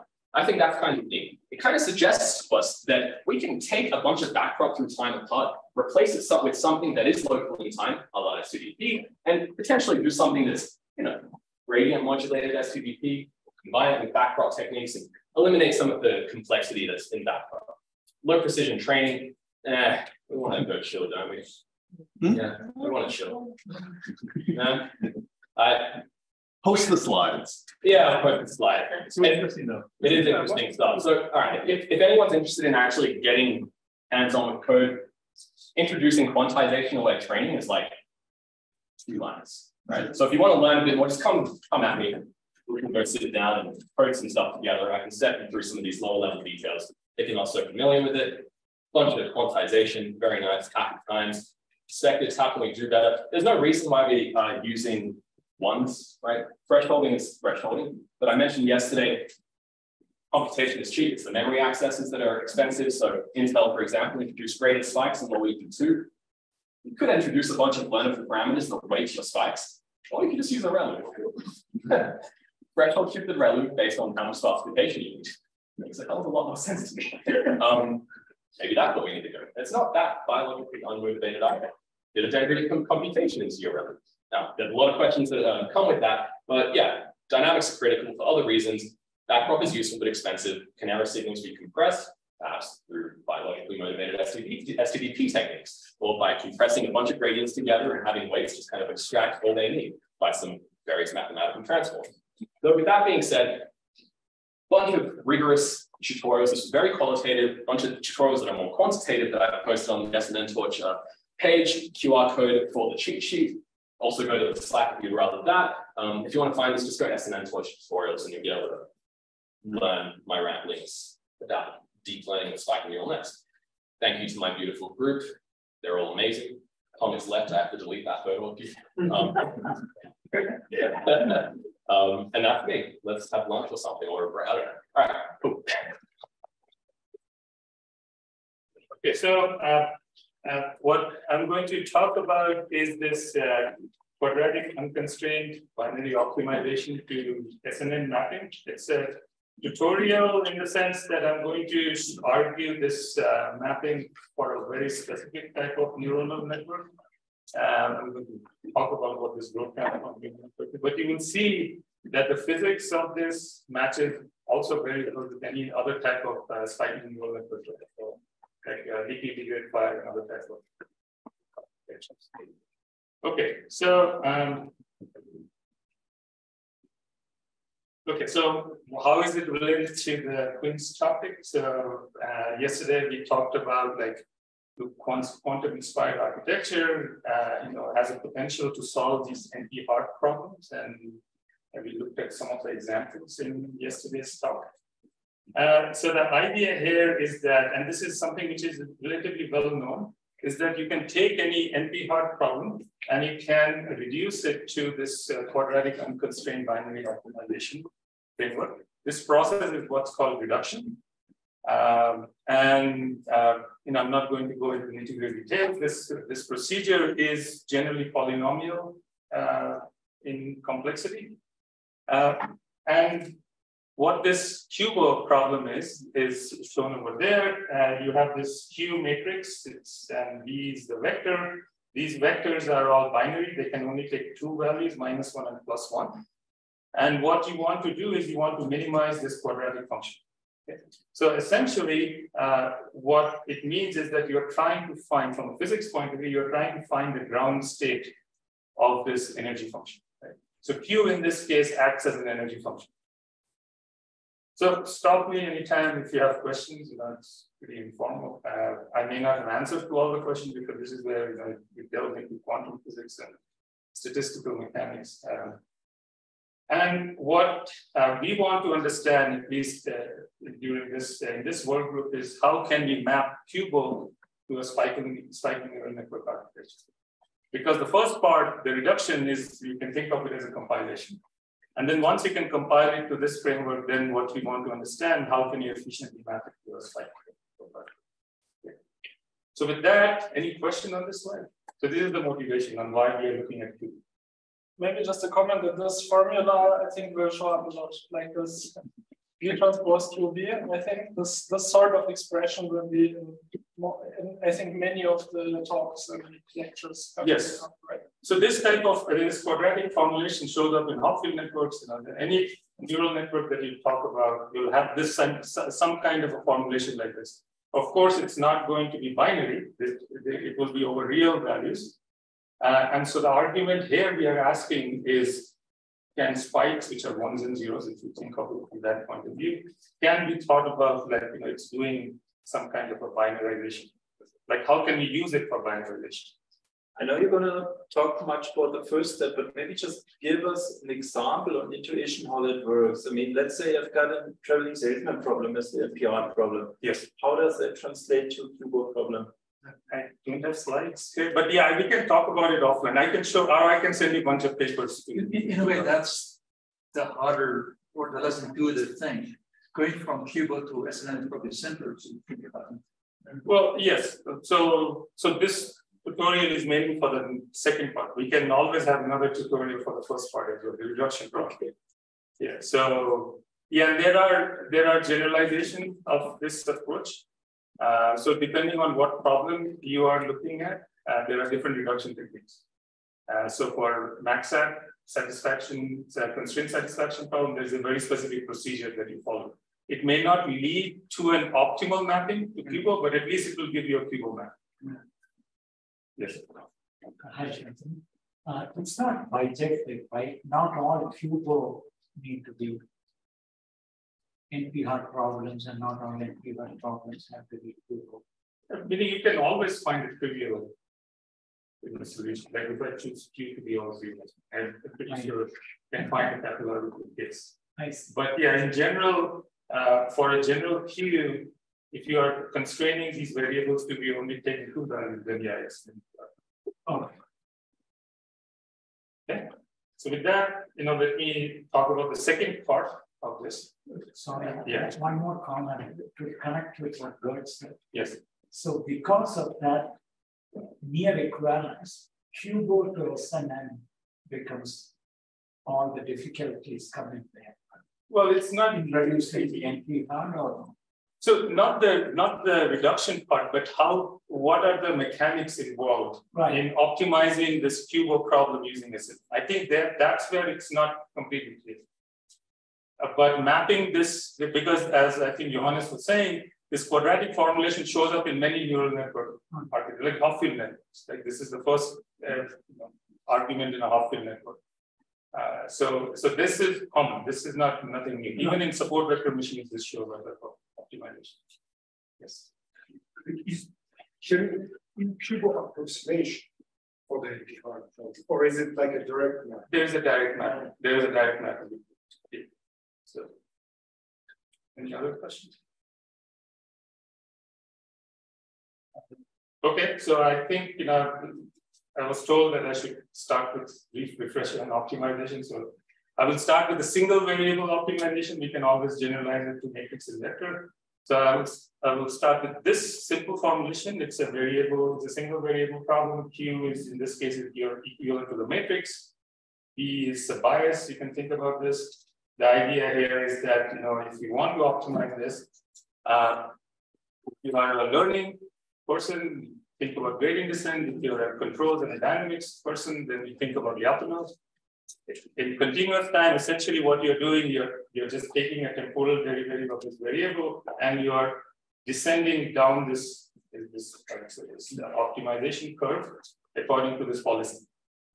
So why does this work? So if I use a very simple calculus, if I look at the time evolution of this loss function, cost function itself, the simple calculus is again one variable function. I can do this, and then if I map. Where's the minus go? No, so right now I'm just using calculus here. That's the one normal. Right, this is correct, right? Okay, anyways. Yeah. So yeah, I'm just using the different, in this case, the chain rule, right? Chain rule. Yeah. And then if I plug in the other relationship from there, this dv over dt over there, I get this. The minus sign shows up here, and this is a square. What it means is that if I follow this Lyapunov dynamics, I'm guaranteed to minimize or reduce the cost function right, over time. And the assumption here is that this cost function is bounded. So if I let it evolve over time, it will essentially hit some local optimum. And in this case, it's a quadratic function, so it essentially will end up at this so-called global optimum. Now, how do I quantify how I have reached this global optima? As you can see directly from this equation, when this derivative goes to 0, which means that or this part goes to 0, that's where you quantify that you have reached a global optima, or in this case. Which and you never get there, right? Because your speed goes down to 0 as you approach. Yes, yes. So effectively, what it's described by is this first order condition, which is this that this derivative has to go to 0. Right? So you can think of an extension to this in a matrix vector space, where now Q becomes a matrix, V is a vector, B is a vector. So the same argument also holds in a matrix space, right? Except that it quantifies that it's a system of linear equations that you're satisfying. Okay. So any questions? This looks like a one quickly make the slide. So okay.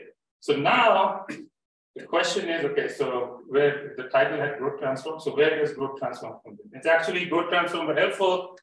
And these transforms are not new. It originally was proposed in 1964 by Eric Baum, for folks who work in NLP, Baum-Welch algorithm, and all those things. So it has a lot of roots. Says my network is unstable. So do I need to do anything? Right. Let's switch from beta to gamma. Yeah. You're on gamma. Anyway, I'll turn off my cell phone Wi-Fi, and maybe that'll help. So now, if I say that I'm solving the same quadratic optimization problem, but now within bounds. So and why this bound? Because for QUBO, these variables are bounded between 1 and -1. Okay.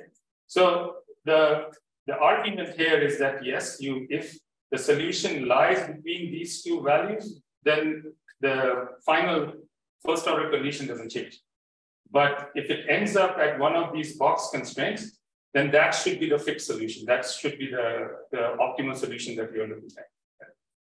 So the first order condition in this case remains the same, except now you have this addition of both of these things have to be satisfied at the same time.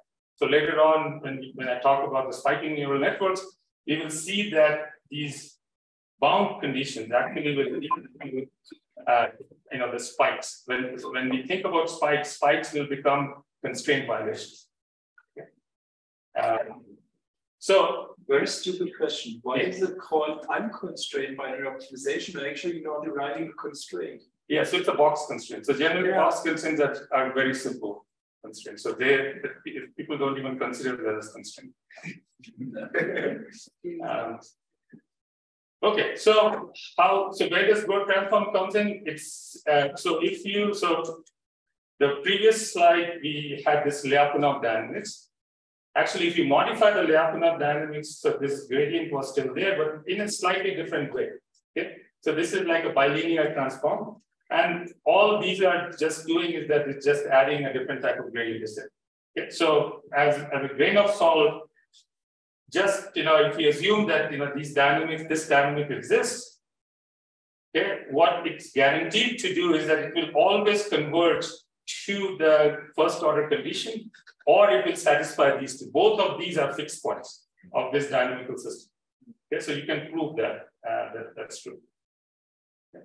So with that, brief, I would say, introduction. So I'm going to now talk about how energy minimization and spiking neural networks are related to each other. The idea here is, what I want to argue is that neurons, synapses, and energy, they are kind of coupled together. So the neurons have a certain job, synapses have a certain job, and energy, you cannot separate them from each other. Yeah?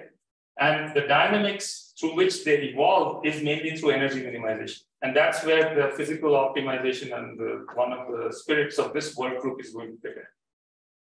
So here is an animation of what it might be. Yeah, actually, it doesn't. The slide hasn't even moved. It's still transmitting badly? Yes. It's connecting over here. Oh, okay.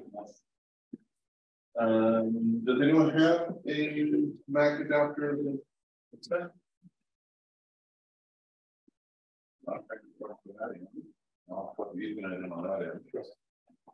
Blindly plug a foreign USB object into your USB drive and your computer will be fine.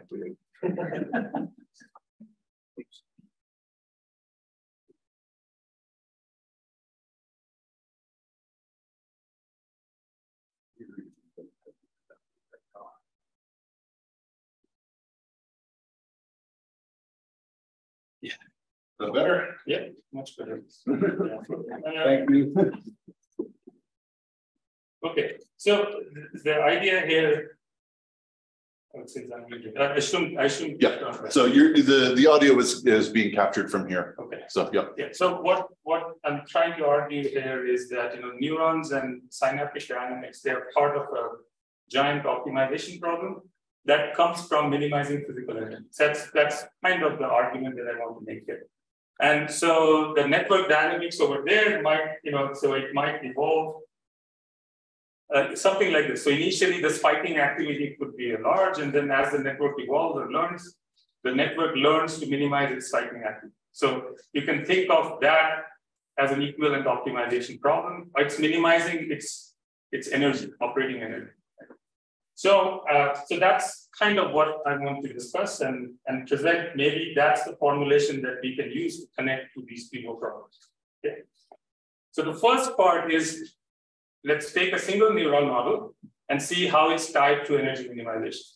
So this is an equivalent circuit which Jason showed before. It has a little bit more complexity to it. I have put a voltage limiter here, which means that the membrane potential here, I'm bounding it between a certain value.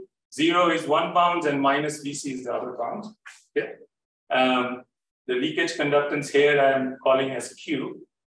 And then the external input, the current, which is charging or discharging this membrane potential, is I'm referring it as E.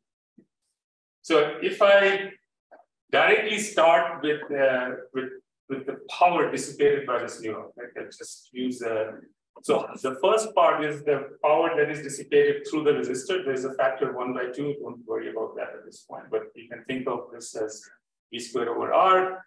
And then minus B of V is the external, is because the minus thing is there because you are injecting current into the membrane potential. So you can think of that you're charging this capacitor in this case. So if the neuron is actually minimizing this metric, okay, so this is the power dissipation due to leakage, this is the power that is externally injected. So now what I'm going to do is that I'm going to add, so this was my original bound, okay?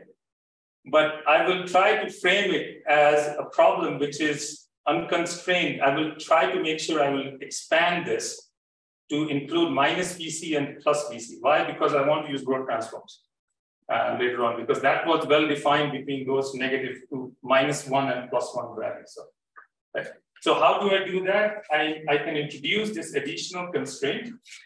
Okay, psi. So this is in optimization literature. This is also what's called KKT multiplier. It's a Lagrange multiplier.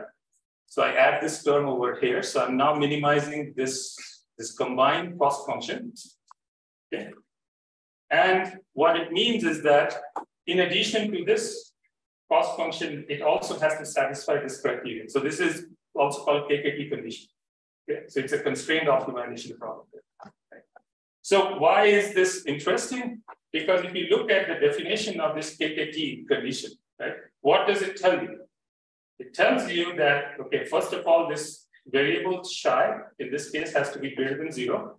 Okay.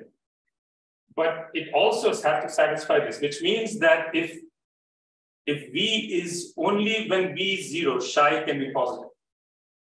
If V has any other value, then psi is always 0.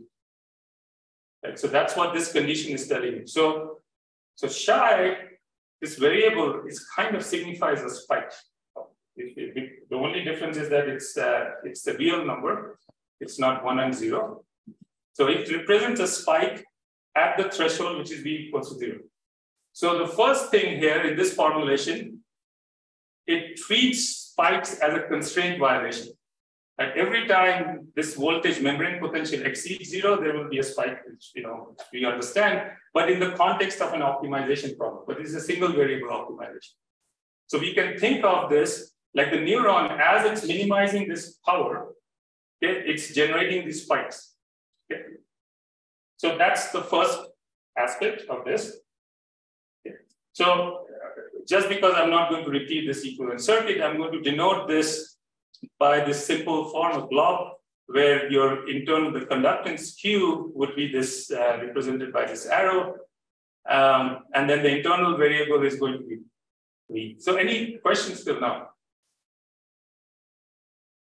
So if there are spikes every time the bound is every time membrane voltage exceeds 0, then the steady state dynamics, the membrane voltage is to exponentially relax to 0 at all times.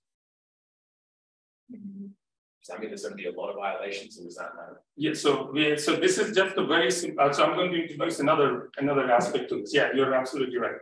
Absolutely right. But any questions about the formulation? So, okay. So now, I have one pair of neurons. Okay. But what I'm going to do is that I'm going to introduce a differential pair. So there is an on pair and there is going to be an off pair. Okay. The difference between these two is that one of them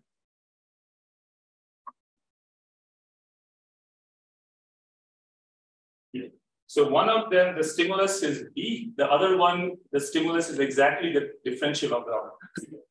So it is the same architecture, and here I'm just normalizing that internal leakage conductance by 1. So it is without losing any generality there. So, yeah. So that's the only difference between the two. Both the neurons are locally minimizing their respective loss functions. So it's a local minimization problem. And so in this case, both the neurons simultaneously try to minimize its local energy. Okay. What one can show, and so more details are there in the paper, we can go over the derivation if you want later on. But what you can show is that if both these neurons simultaneously minimize its energy, you naturally get an orthogonality condition in steady state. Okay. Which means that when one of the neurons fire, the other neurons doesn't. So it has this complementarity condition associated with it. Okay. Why is this useful? Because in the QUBO formulation, okay, when we split variables, so we will talk about this formulation later on, we will also introduce differential notations. Okay. So where one variable has to be active, so it can either take +1 value or -1 value. It cannot take both the values at the same time. So naturally, if these two neurons try to minimize this energy, you get this orthogonality condition. And then the differential of the stimulus or the membrane potential, it encodes the input signal. Okay, so whatever stimulus you present, the differential encodes the stimulus, and that's the first order condition that this neuron settles down to. Okay. And then the third property that happens with this joint minimization is that if you sum the spikes together, if you look at both the neurons spiking together, it tracks the L1 norm of the membrane potential. Okay. So why is this useful? Because what it means is that if I'm trying to minimize the overall spiking rate of this very simple network, I can treat it as a loss function. Okay. I can treat it as an L1 loss function. So I can enforce sparsity, a lot of other things that can come with it. Okay. So any question? So I didn't put the derivation of this, but if you minimize these two these energy functions, then you end up with these different criteria in equilibrium. Yes. Just but the last point, just for clarification, like when you said it's the L1 norm of the membrane potential, so that's the time integral of the so the norm, the L1 norm that's included there. It's like over a time interval. Yes. Integrated the absolute value. No, so this is in steady state. So once it reaches steady state, then the average, so it's an expected value. Expected value. Okay, so let's now start bringing in the synapses.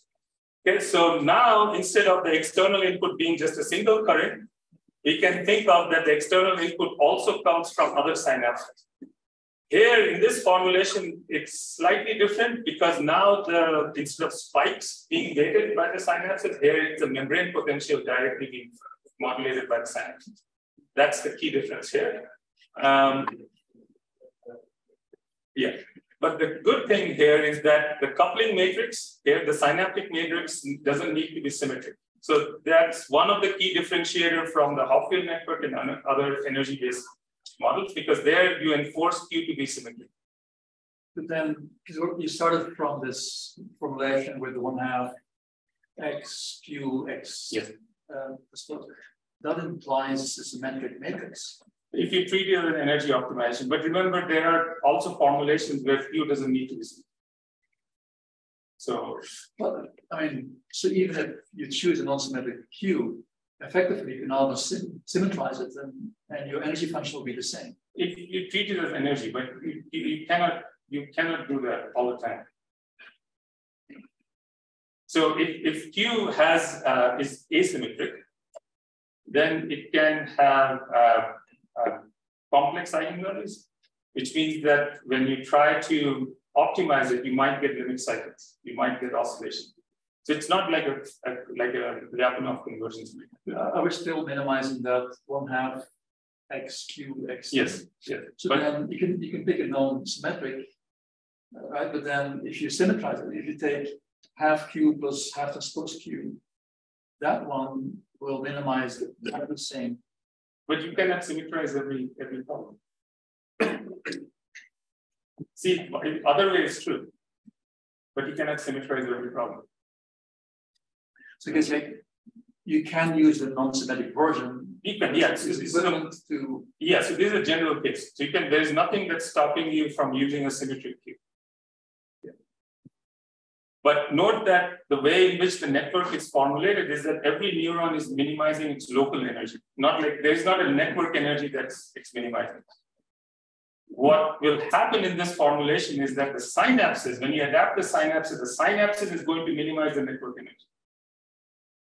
The neurons are minimizing its local energy. The synapses, by synaptic adaptation, the network is going to minimize its overall spike index. Okay. So, but each neuron still minimizes its local dissipation. There's a question from the chat. In QUBO, isn't Q an upper triangular matrix typically? Yes. Yes. So it could be upper triangular matrix, but we're doing this general. Yeah, there are certain problems where you can use a symmetry. Okay. Thanks. Okay. So again, from a notation point of view, I'm going to just reduce this to this block, where now the inputs are coming not only as an external current, but also from other presynaptic neurons as well. So in this case, okay, so this was for with single, I would say one on and off neuron pair, you had these conditions.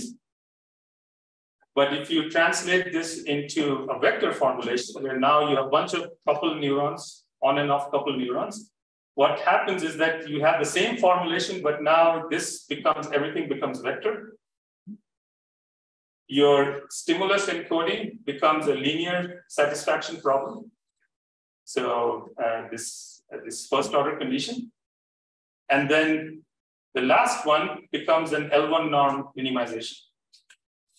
Okay. So effectively, everything follows, but now it's with a bunch of coupled neurons that are talking to each other in this case. 20%. So again, I didn't go over the derivation of this, but the equivalent of this for a single neuron pair to a network of coupled neurons essentially is that.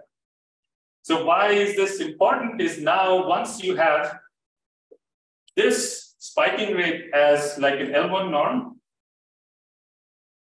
I can specify a second optimization problem, which is minimizing the synaptic updates. Okay? So synapses are updated such that the overall network spiking activity goes down. Okay?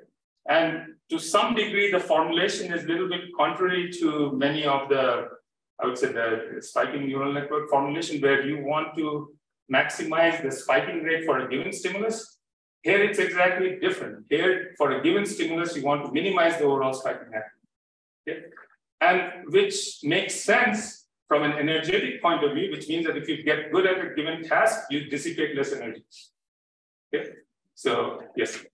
Maybe can you specify why the trivial solution, just like not firing at all and so on, why this is not acceptable? So it's trying to minimize the energy under the constraint that you have. Is it because of the external input that you have, that you cannot just have no? Yes. So you're using the external input to perturb it away from that zero equilibrium solution. Okay. And then because we have an L1 norm, that means that there's a discontinuity at zero. It's always going to have some oscillatory dynamics. Yes. I had a question. Your dynamic condition, is it still, does it have to be satisfied in this case? Because you have a sum function there. Yes. So in principle, you can have the pluses and minuses. Yes. So this is element by element. Yeah. This one has, now it has more degrees of freedom, right? Yes. It does not have to be, that is, neuron 1 and neuron 2 both don't have to be minimum. It should be 1, 2, and 3. The interaction of that.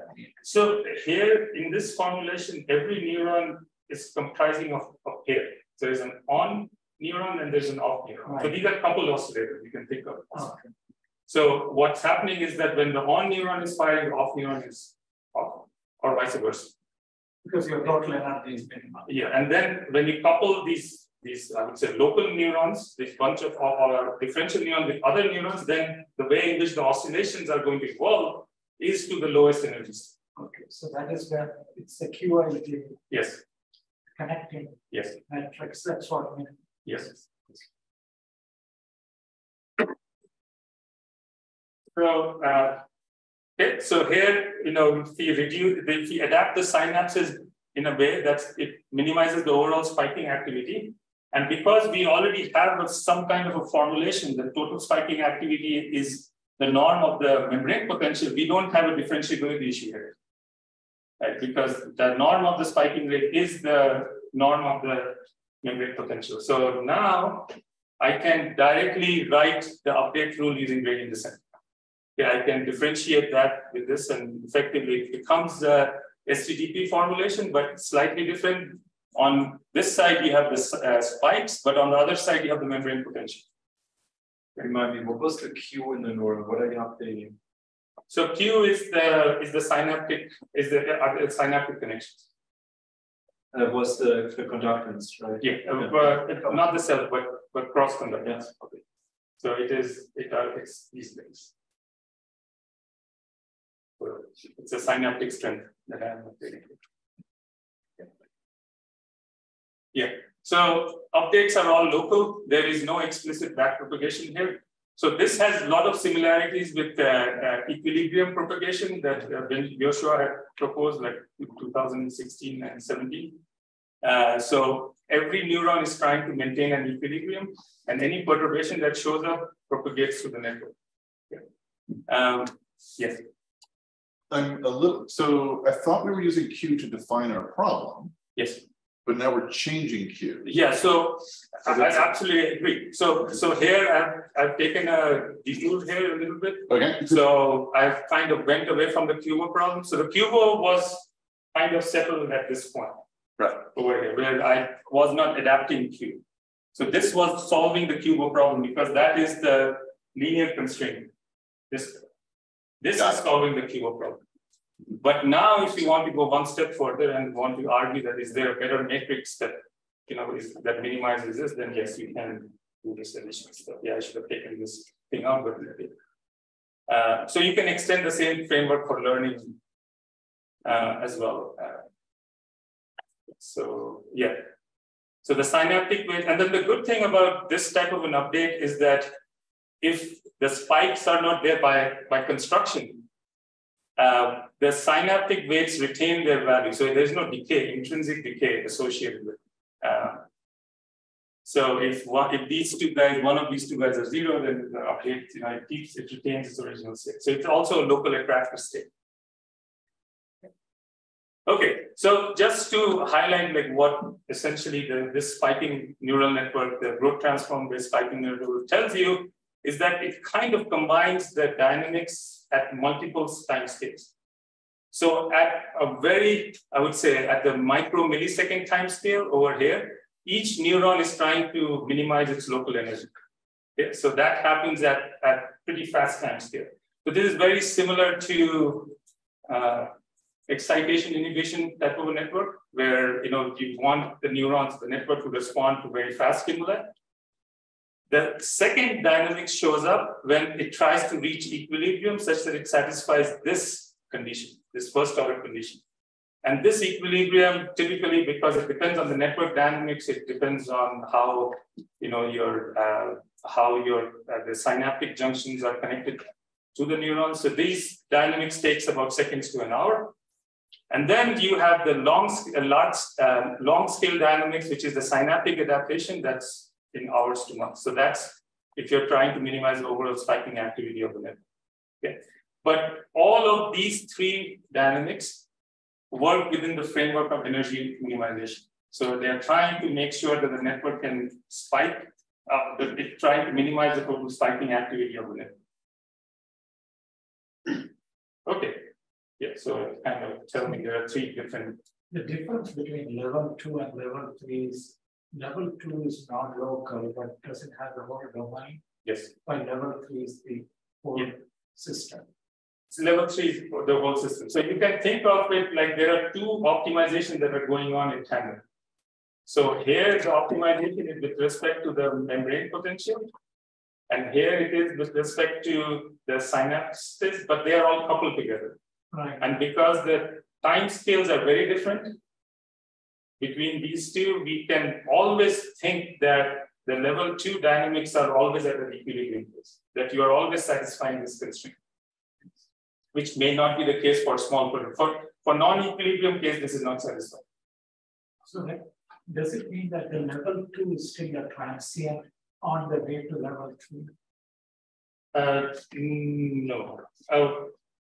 Actually, yes. Yes. Because that's why it is actually going towards yes. So for the level 3 dynamics, level 2 is the transient. For level 2, level 1 is the transient. On level 1, understood it correctly, the spikes are generated by the signal neurons trying to minimize their energy. Yeah, local energy. Yeah.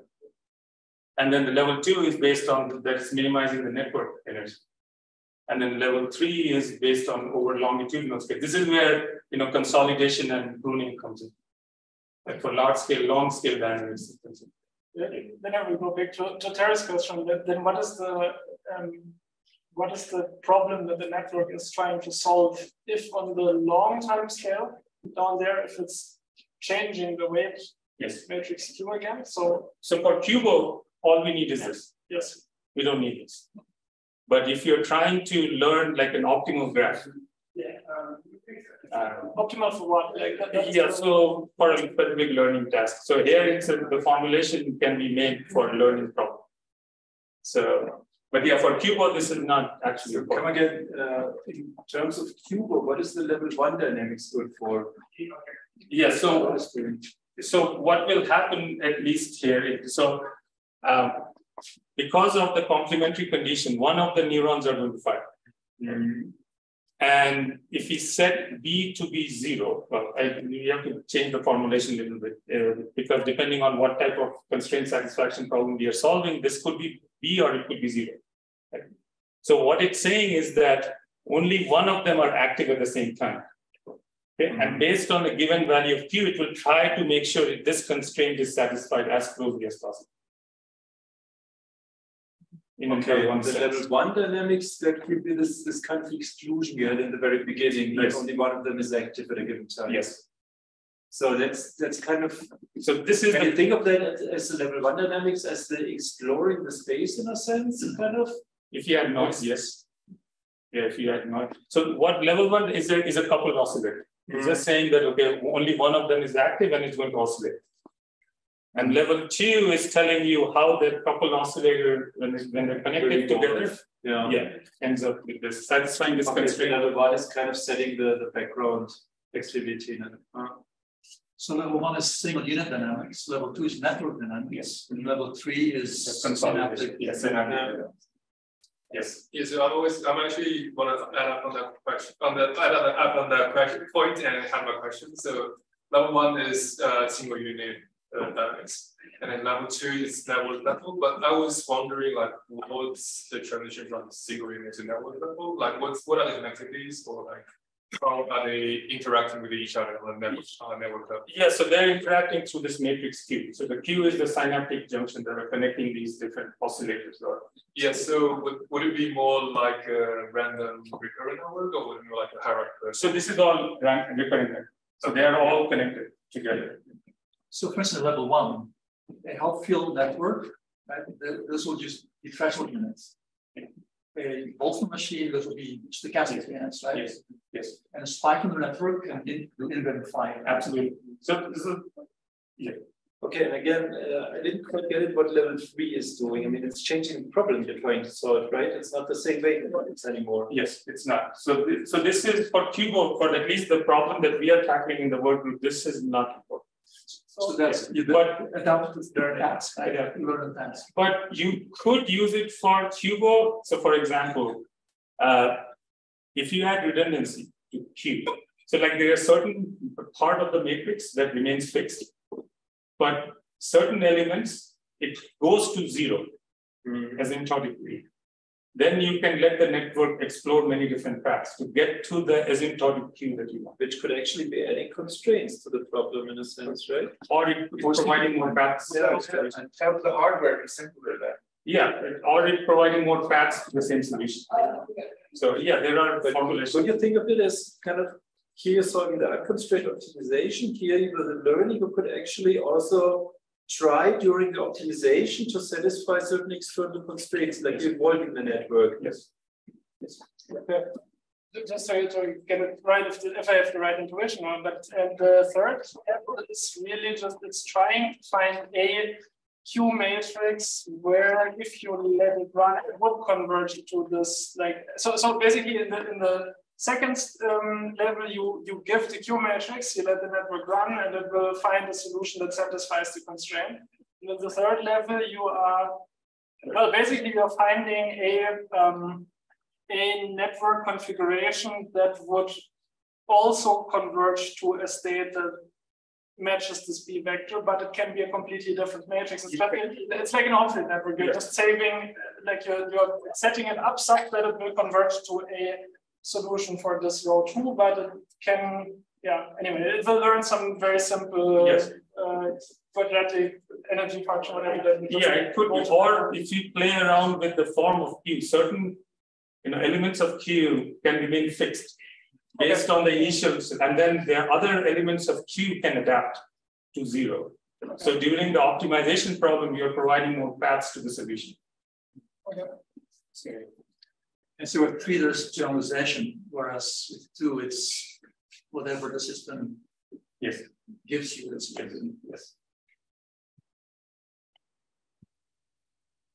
Yeah, they're all coupled together. So this is like all, there's no different distinct phases. But for it to actually be generalization, you would probably need to run this second level with many different B vectors, basically, and then let it learn while you do that, and then it will try to find a matrix that is able to find network states that satisfy different sorts of constraints. Okay. So one of the afternoons, I think Zihao is going to give a tutorial again using Colab. So we use PyTorch. So on how you can run this network, and we can try out many different simulations of this.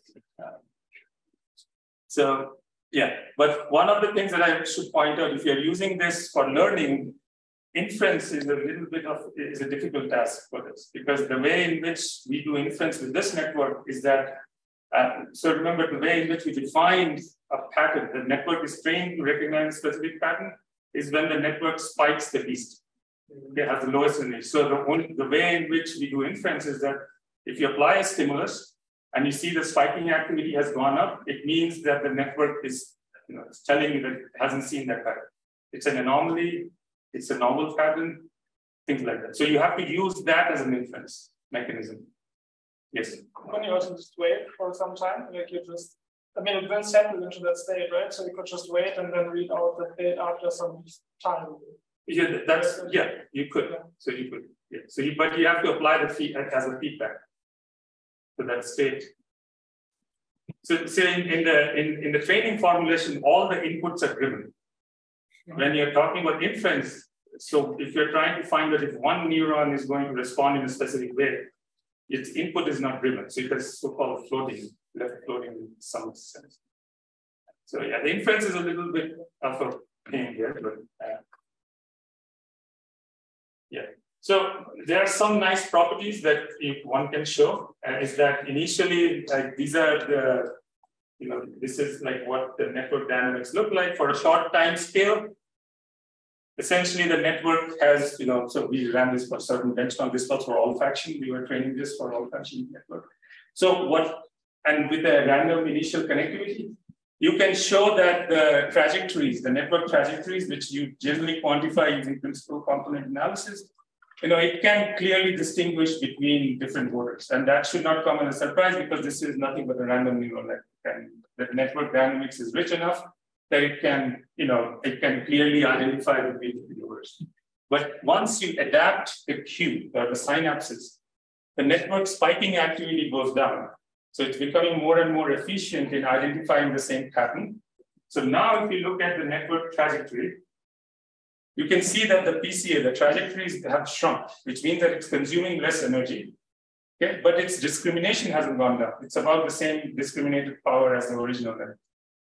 Okay. How do you see that? No, so here I'm not showing the table. So the recognition table remains invariant.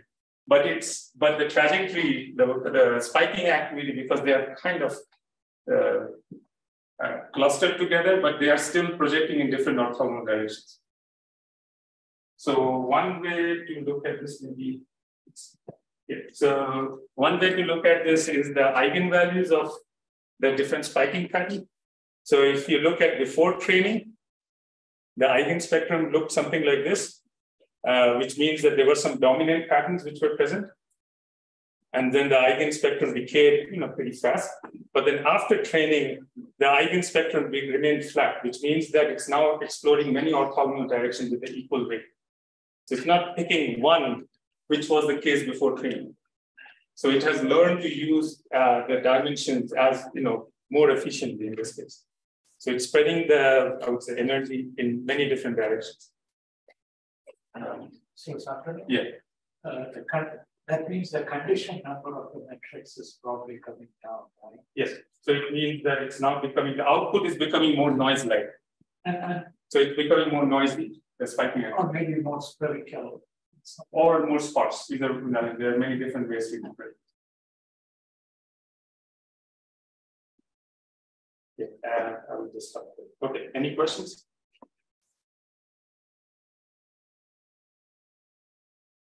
So, what did you have for lunch? Is there any question? I will go for lunch. Is there any question?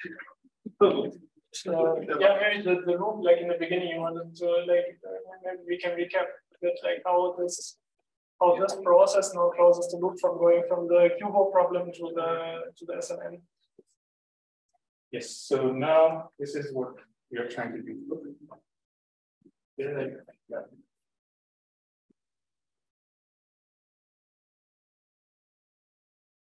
Making people sick. Yeah. I'm hoping the microphone's a little low when I'm pointing it at the crowd. So this is what we are doing in this work. So we'll focus on this, like from QUBO to SNNs, and there are many different architectures we will try out. But if there is interest, that we will also look at the reduction problem too. So starting from an NP hard, how do you reduce it to QUBO? Yes, so in fact, the immediate question here, if I may translate. So this QUBO problem, in principle, can take a Boltzmann machine with the weight matrix Q, yes, symmetrized, and wouldn't that, wouldn't that settle at a fixed point that would minimize this function? Exactly. No, so only in the domain of reals. So I think Johannes is going to talk about sampling techniques. And that's also the same thing. You're going to sample from a distribution that comes from here. And so as you know, so it will sample from the modes, probability mode, which are highly likely.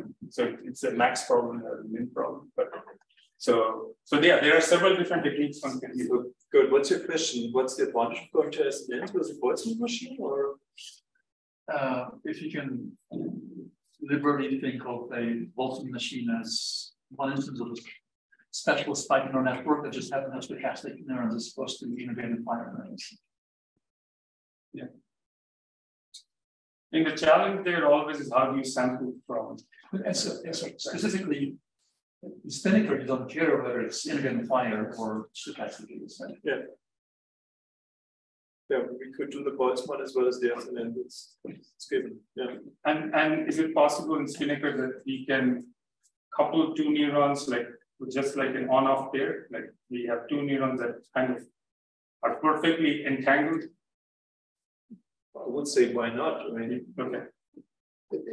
Again, I mean, the neurons to first order approximation are pieces of C code running the ARM cores, right? Plus the accelerator. So if you can program it, it runs in spinnaker in that sense, right?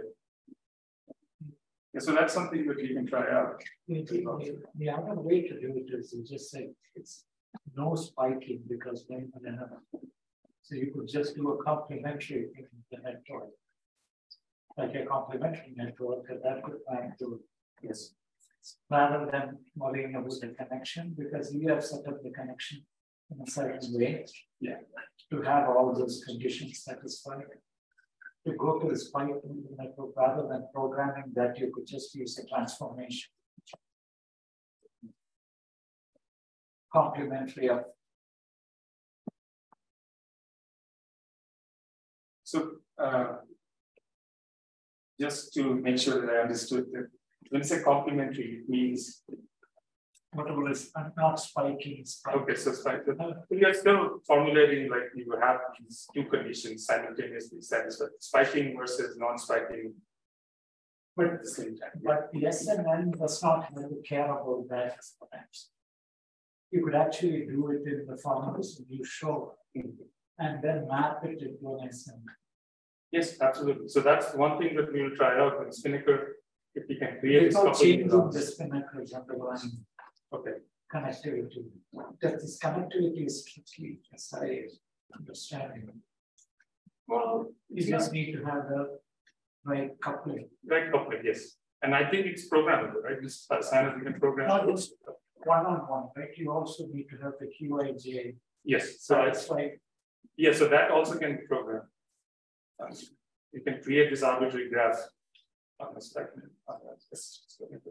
Maybe now in the last 2-3 minutes, we should also think about like how to continue, right? I mean, we should like the group meeting. This is the last official meeting we have today, right? For our group. I mean, for this topic. So we will definitely have the group meeting tomorrow. There will be again the TA group meeting slot. We also have a lecture in the morning. There is a lecture in the morning. Yes. What was the title again? Tomorrow morning we have Rahul Sirpaskar tell us about quantum computing with analog spiking neural networks. Yes. Okay. And then oscillators, coupled oscillators. So there's also the evening slot. I mean, yesterday we didn't do anything in the evening slot because people are just settling in, but I think there's the slot reserved after dinner for open-ended for people to work on projects. So I think we need to fill up that time somehow, like not content and visual, but it's like, you know, working with people. So we should probably arrange at some that. point, Marco, that I could present you the problem, be interested in Yes, a couple of slides in that. Yeah. Yes. Is that something you would want to do tonight already, or? Yeah. We find out the slides are there, right? That would be great. Then we can do that after dinner. What is that? I didn't get that. So we've got, we're talking to big German steel works, and they basically. What I'll be talking about is a hierarchical perspective on control. And so I just wanted to draw a picture of what I mean by a hierarchy to start. So I mean the interactions between a high level and a low level. So for example, this could be a feedback layer. This could be a trajectory optimizer, a feed forward layer. And I'll kind of discuss why you would want a structure like this in your controller. I guess just to underline different words, perspective means it's my opinion. So feel free to fight me on them. And then control. So this gets me into part one. I wanted to do a little bit on kind of fundamentals of control.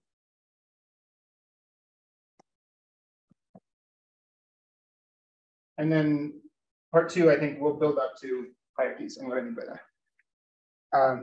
Okay, so I'll start kind of loosely just defining what I mean by control or control theory. So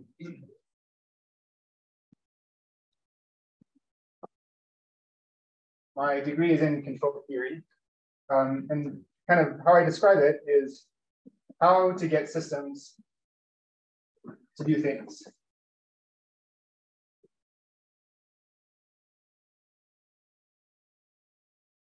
Okay, and then I wanted to, again, maybe be a little bit pedantic and underline what I mean by all of these words. So how, we'll talk about systems, and then things. Okay, so let's start with systems. And I think a motivating example for the first part is the pendulum, which I think is one of my favorite nonlinear systems. So I'll just draw the pendulum. It's got an angle, theta, it's got a mass, it's got a length, it's got a force gravity acting on it. And then we have a control input as well. So in order to affect my system dynamics, I need to have some ability to actuate. Okay, so let's write a system model then. So if I want to write the state of the system, I want to capture what the system is doing in time. What information do I need, basically? This is an open question. Interactive. Shot. Yeah. Velocity. Okay, so just velocity? Is that enough? Angle. An angle. Okay, great. Yeah, I know. You would not. Okay, so this characterizes my system state. And so I also want to describe, I guess, hold on, let me just check my notes quickly. There were three things that I had for systems. So one is a state, one is dynamics, and one is an action space. So here's my state. What are my dynamics for the system? And I'm just going to be like a true mathematician and assume that the mass, the length, and gravity are all one. So, okay, yeah. What are my dynamics? This is derived from like Euler-Lagrange or force balance or what have you. That's the acceleration now for the equal theta double dot, right? Yeah. So my state, the first one is theta. The time derivative of theta is just the second state, theta dot. Might seem a little odd, but there's a reason that's there. It's acceleration, right? Yeah. And so the bottom one is theta double dot, the time derivative of theta dot. And so what's the acceleration of the system? G sine theta, right? Yeah. So assume G is 1, and then we just add a minus because if I have a positive angle, gravity is going to force me into a negative direction. So it makes sense that this should have a minus sign. Okay. So that's one part, but if it were just that, I'd have a dynamical system. So I also need the ability to actuate my system. And so I'll just fill in the rest. We have a control input showing it here, right? And so I can directly affect the acceleration of my angle via a torque or a control input. This is assuming I have a torque motor at head base. Okay. So I'll just call this f of x, and I'll call that g of x. So generally, I have x dot is f of x plus g of x times u. So this is a nonlinear system. But this captures how my input affects my system state and its time derivative. Okay, so now we have the state, we have the dynamics, and we have an understanding of how the action affects the dynamics, or the action space. So this is a continuous time system. I guess briefly in the introductory meeting, we were talking about hybrid systems. That's a lot of what I do. And so this is like x dot, it's a continuous time derivative. If I have a walking robot with impacts on the ground or some kind of discontinuous state, I would have another update rule of like x plus. When I impact, I have a discontinuous jump. And that actually causes a lot of problems for control, but I wasn't planning on talking about that. But if you're interested, we can talk about that later.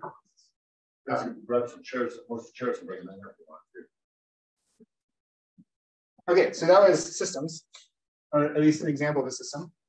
I want to talk about things now. And so what is something that we could ask this system to do? Or like something that I care about. So this is like the thing, right? To do things. We want it to do something. What is the something? Some goal state. Yeah, stabilize. Yeah, go to some goal state, right? So I'll just say like, you know, an example of this is swing upright. And now this is like intuitive of what I want it to do, but this is not very useful for synthesizing a controller because it doesn't really describe very much. So there's some process by which also I have to turn this into a specification. So when I say like describing things, the way I interpret that is like writing a specification down, kind of mathematically. So let's just say I want the limit as my time goes to infinity of, you know, my solution to this ODE minus some desired state to be 0. Okay? So basically, eventually, I want this to achieve the desired state. Let's just say the desired state is upright. Then I want it to go upright. Okay, now the fun part, which is how. So what is the question of how are they getting at? And this is, my perspective on control is really one of synthesis. So when I ask how, I want to design a policy. So I'm trying to be a learning person and color policy. So I want to design a mapping from states to actions. So given a state, I'm going to tell my controller should design what should my U be to achieve a task. Okay, so this is my, I'm going to poll the audience now. This is fun for me. How would you do this for this system? I'll write down your responses.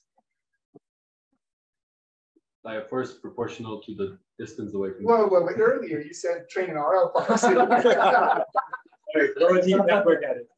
Large language model. Okay, so I'll write down what you said first. PD, that's good. That's yeah, yeah. Actually, so just backing up, you said large language model. This interpreting of things is not so easy necessarily, right? This requires a lot of intuition. Like, what do I mean by swing upright? So there might be opportunities for applying a large language model to interpret, you know, I can very easily describe what I want my systems to do, and can I turn that into a specification? Quite interesting. I don't know. Okay, yes, RL, blank L, EL. Any others? MPC. MPC. I'm going to put this in a separate category. You've got one from the chat that just says optimization. Optimization. I'll put that with MPC perhaps. We'll talk about, I think I want to define MPC if we get to. There's other more nonlinear controllers, which I wanted to talk about and why you might care about them. So this is a linear controller, I'll call it LQR. Linear quadratic regulator. And then I'm going to add, I hope everybody can see this, I'll add feedback linearization. That's a nonlinear control method. And then control Lyapunov functions, CLF. So my training is kind of in Lyapunov-based control. So I'd be remiss if I didn't talk about it. So I kind of have to, so you have to bear with me. And then maybe I'll add another one here, MPPI, which is like Marcin, or what is the definition of MPPI? Well, I would say for me, it's more of a solver for MPC, right? Know if you would agree with it or not. I mean, I would argue this is an optimization-based method, and this is maybe more of a sampling-based method. But anyway, so this is basically, I'm going to sample a bunch of possible control actions and somehow average them. Good. What was the CLF? Yes, control Lyapunov function. So I'll talk about that more. Yeah. So the reason I split it into two categories is these well, okay, maybe RL is kind of bridging the gap. I don't know exactly where to put that, but these are more instantaneous controllers, right? They look at a state and they give me an action based on the current, what the system is going to do right now. And these are more forecasting methods of like, given, I'm going to roll out trajectories and kind of predict into the future, given my system dynamics. And so this kind of split is similar to this kind of split. And we'll talk about that and how we build that. Well, you have to have neural network there too, right? Okay, yes. I guess I was putting, you can put a neural network into your reinforcement domain. Yeah, maybe I'll just call it now. Pretty much you can train almost more than forever. Yeah, it's like a true learning person. It's true. Yeah. You could just use a neural network for everything. It's true. I guess I'm going to take the stance that it's good to incorporate kind of classical methods and like a hierarchy, not just learn everything, but maybe learn specific parts. But other people have different opinions. So. Okay, so I wanted to go through, again, this is fundamentals of control. So I wanted to write down kind of like how to do some of these, specifically some of the more lower level ones. Okay, I got my dynamics. How do I write a PD controller? What does PD mean? Or I guess ID is missing a term. Yeah, what does it mean? Proportional derivative. Yeah, and then the I is the integral, right? So I want to come up with a policy which acts proportional to my error and somehow proportional to the derivative of my error and maybe the integral of my error as well. So I'm going to define an error signal. And this is kind of based on the specification I've defined. I want to say my error signal is just my state minus some desired state.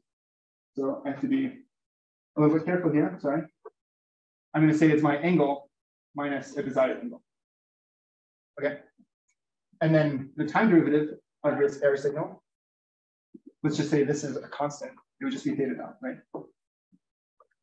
And so now I want to come up with a controller which takes this error and turns it to 0, or the Stockton's error. So I would just say U, we call it UPD, is just equal to some proportional constant times my error minus some derivative term times the time derivative of my error.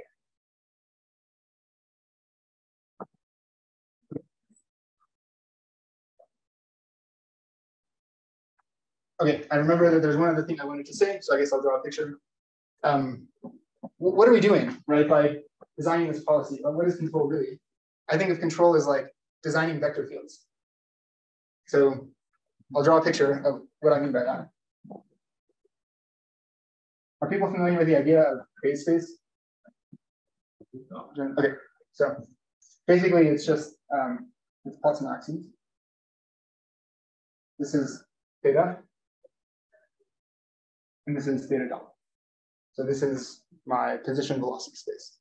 And this kind of like describes my system state. So some point in this space describes my system state.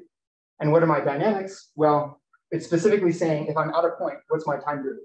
So it gives me at a point a vector of how I would be. So let's draw the pendulum. Let's say about the upright position. So, might draw what it looks like.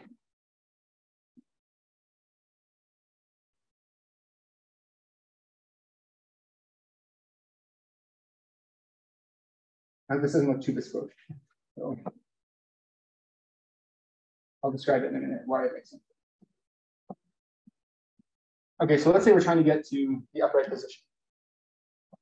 This is what my dynamics look like.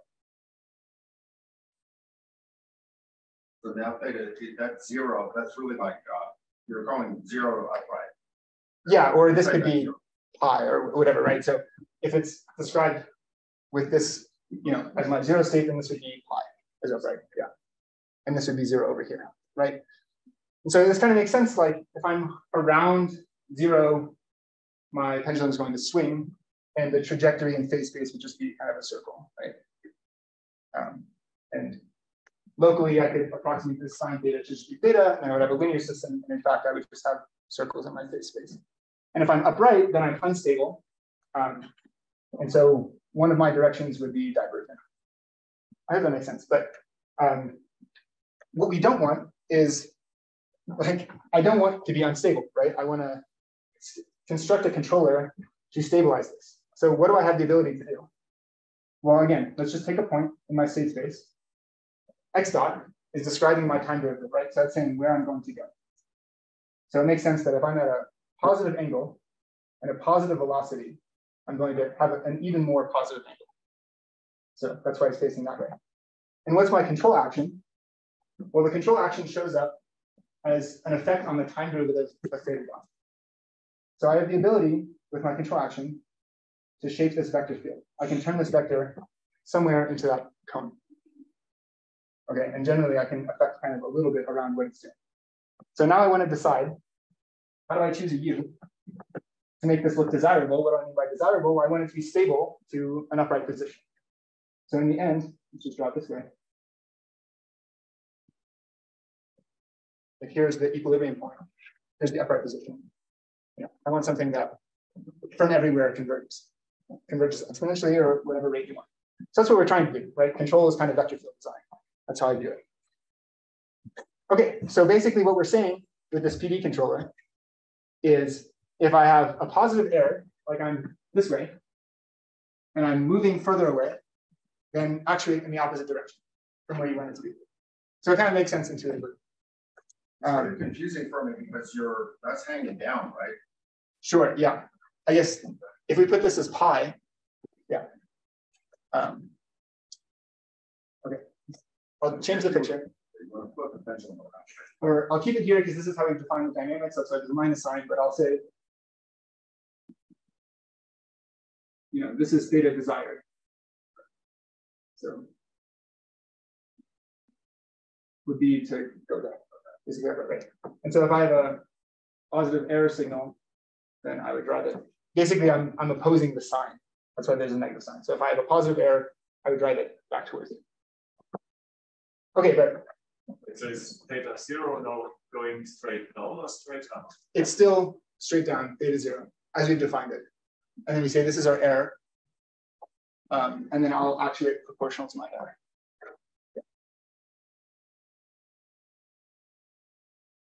All right. And then, just keep track of signs. Like if you measure this as a negative error, basically I'm always going to oppose opposite to the error signal that I have. So that's consistent. Okay, fine. But why do you expect this to work? That's the question, I guess. Like it makes sense intuitively, right? But can you prove it? So again, control theory, I come from maybe a verification point of view, like we want to be able to show beyond reasonable doubt that this will have a performance that I desire. For example, that this specification will hold. Prove it in the sense that you can be in any state and prove that that the error is always going to reduce. Yeah, I want you to show me that this is true. Not empirically, but I want you to show me beyond reasonable doubt that it will do this. Well, it's like you said in the vector flow state, right? You can kind of control the movement, right? And you can't just like look at some kind of Lipschitz continuity and then bound it somehow. Yeah, so I like this idea. Like the only thing we can really do is look at the vector fields. So let's try to make a conclusion based on what the vector fields are doing. And perhaps now I'm thinking I don't want to go too much into it. This is related to the idea of Lyapunov functions. But yeah, I said I have to, so I guess I'll do it whatever. I'll erase this if that's okay.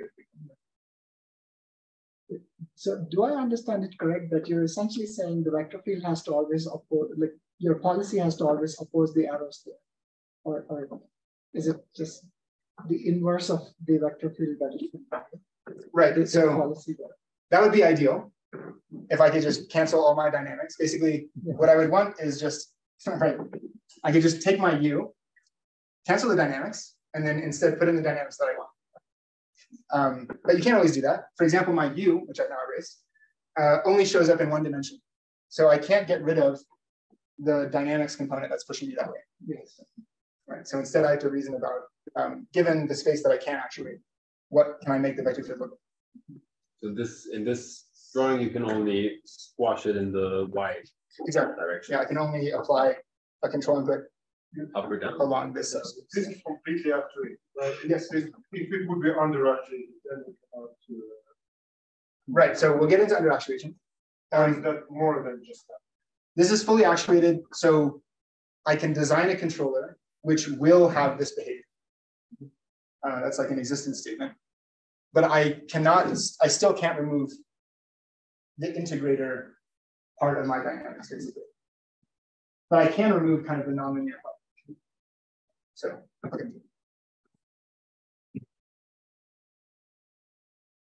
Just gonna check the time, I don't want to. Okay.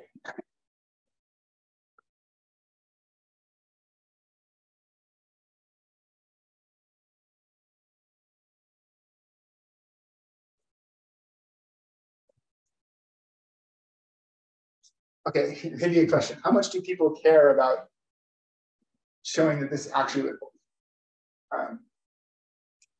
Oh, yes. Okay. You can find to that. Okay, so here we are.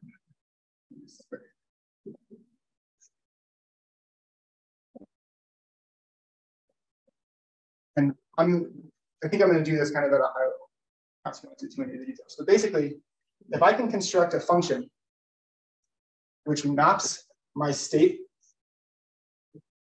to the reals, the positive reals, I'll draw a picture, and I satisfy this condition,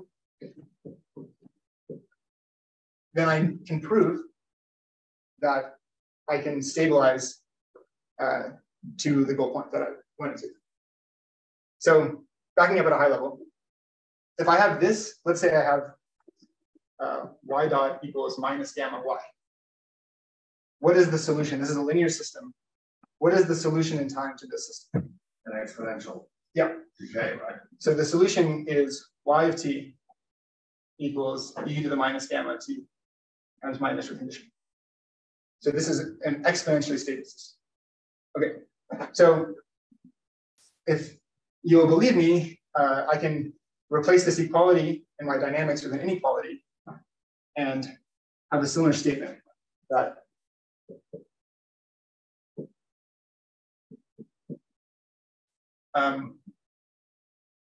basically, if I can satisfy this condition, then I know that this function is going to decrease exponentially. Okay, so I'm going to draw a picture with this function in this one. So it's a mapping from my state space, which is, again, I'm going to mark a little X here. This is my state space. This is where my states live. And down here, this is the state space where my states live. So I'm mapping, it's a function from my state space up to the positive real values. And generally, this is like some parabola or some generalization of a parabola.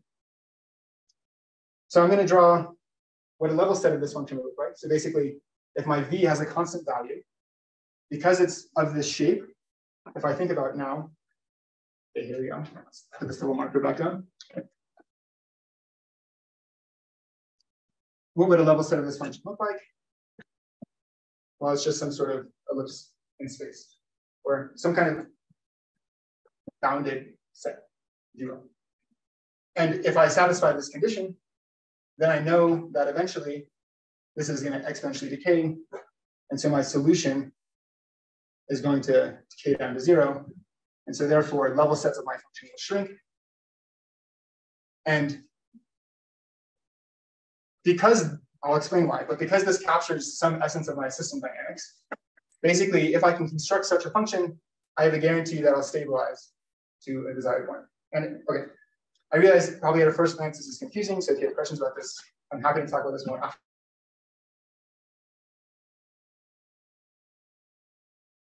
Controllers and their performance. Like, I can guarantee that they'll meet the specification. So the question, yes. Well, this is not the optimal point, right? I'm not granting this to optimal. What I'm saying is that this point is in the specification as I've defined that point. So if I say I want to achieve this point, I construct a controller and I look at the evolution of the system dynamics under this function. If I know I satisfy this condition, I know for a fact that I'll meet this specification. And for example, if you try to say I want the pendulum horizontal, yeah, it's impossible to reach that state, right? To stay in the stability. So it would be impossible to construct that function. Right. Somehow you could show that, right? Yes, by because formalism, even though it's kind of obvious. Right. if you had sufficient control input and you could cancel the dynamics, then you could stop that. But again, let's just say this assumes that this is an equilibrium. So a point where no additional control actions, like upright or downright. So V is, but you're saying V dot, that means it's a function you can take the time derivative of. I'm so glad you commented V dot. So anyway, you want to leave this aside, right? Well, no, but now you commented on V dot. So I want to at least describe, the question is, why is this related to my system dynamics? At least that's my question. Like, if it's a random function, how does it relate to X dot that I've shown before? So I'll at least write it down. What is V dot? Chain rule. V is a function of X. X is a function of time. It's acceleration, or just first principles. It's, I'll write it a different way. Sorry. VDX. Yeah. Yes, perfect. So this is V of X of t. Okay. So this is dV dx dx dt, which is X dot, which is my system dynamics that I have described. F of X plus G of X. Okay. So this is capturing. Okay. Here. I just want to plot quickly what these two things are. Okay. What is dV dx? It's the gradient of V. It's the direction of steepest descent. Right? It's just the Jacobian. So for this function that I've drawn, the gradient field looks like this, right? The direction of steepest descent is just outwards. Okay. What is this? This is my system dynamics. Okay. So like I drew a vector field here, I can similarly draw, just going to color code things quickly. So this is the block of the vector field, and then that's the gradient, right? And then here's my system dynamics. So let's say at each of these points, I also draw. Nobody else is going to care that those are go backwards, but I can. Actually, that's right. Okay, so I have these independent vector fields now. What is the product of the two of them? It's an inner product. It's a dot product. It measures the amount to which these two vectors are aligned, right? So what did I say? I say I want it to be, okay, let's just say less than or equal to 0, right? It's not exponentially stable. Let's just say I want this condition. This is also a stability condition. I want V dot to be less than or equal to 0. Okay, so what does V dot less than or equal to 0 mean? It means I want my inner product to be negative. So these vectors have to be more than perpendicular. And that's what a negative inner product means. Positive inner product means they're close to collinear, negative inner product means. So if I know which direction my function is increasing, I have to design a control input such that I have a negative inner product, which means I'm going to decrease my function. Okay. So I'm glad we made it here. Okay, so I hope that's more clear of why this relates to my system dynamics. So this can actually be used to synthesize controllers. That's what a CLF is doing, control the alpha function. You can show that a PD controller with sufficiently high gains will also satisfy this condition. The proof is a little bit unsatisfying because you have to show that you're robust to all of the nonlinearities of your system. So this is an application for using more nonlinear type controllers, which might exploit the system dynamics. For example, if my dynamics are already taking me towards an equilibrium, then I don't need to apply a control action. If I have a pendulum that I'm trying to stabilize to downright and it has damping, it's going to do that naturally. So I don't need to apply a control action. And using a Lyapunov function type controller would demonstrate that. Okay, so basically, the point of this is that we can design controllers and we can show that they will exhibit the behavior that I want them to. Okay, so control is solved, right? Easy, yes. So you have V dot less than -1V. Yeah. So to do that, you need to pull it somehow. The dV over dx times fx plus dx is proportional. Yes. So you could design it. Good question. So basically, if I want to satisfy this condition, so not only that it's not only that it's more than perpendicular, but it's in fact further than perpendicular, so it points me downwards at a certain rate. I can design a control input which would satisfy this as well. So I can, as long as this condition is weaker, if I satisfy this condition, then so this is stronger in the sense that I have to point further down the gradient field of my function. Does it have to be V? Can it be a constant? So the reason it's V is because then I can show that it's it could be a constant. The other way, because you wanted to do it, you put a V. If I had a constant that were negative, it would definitely be less than or equal to 0. It would not, in fact, it would be strictly less than 0. And there's, just to say quickly, there's 3 conditions of stability. There's either stable, there's asymptotically stable, which means I know I'll converge in a limit, and there's exponentially stable, which is the strongest. So if I had it equal to a negative constant, I would be asymptotically stable. If I had it less than or equal to 0, I would be just stable. And if I had it less than or equal to this value, I'm exponentially stable. So depending on your design choice, right, then you might choose a different condition. Okay, so now that was a statement that was contentious. You should fight me on it. Control is solved. In fact, it's not solved. And I'll write a number of ways that this mindset is kind of limited. And in doing so, I'm going to motivate the use of a hierarchy in the control, hopefully. Okay, so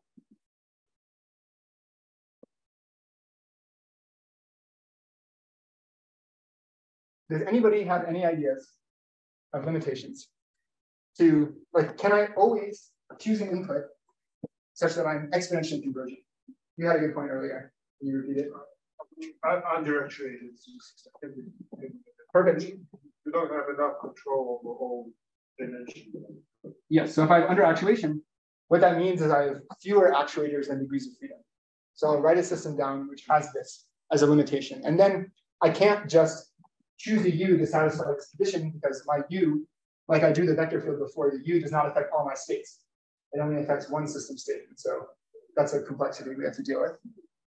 Any other limitation? Couldn't you just change the vector field? Does that depend on the way that you model your system? Yes, but there are fundamental limits based on the number of actuators you have.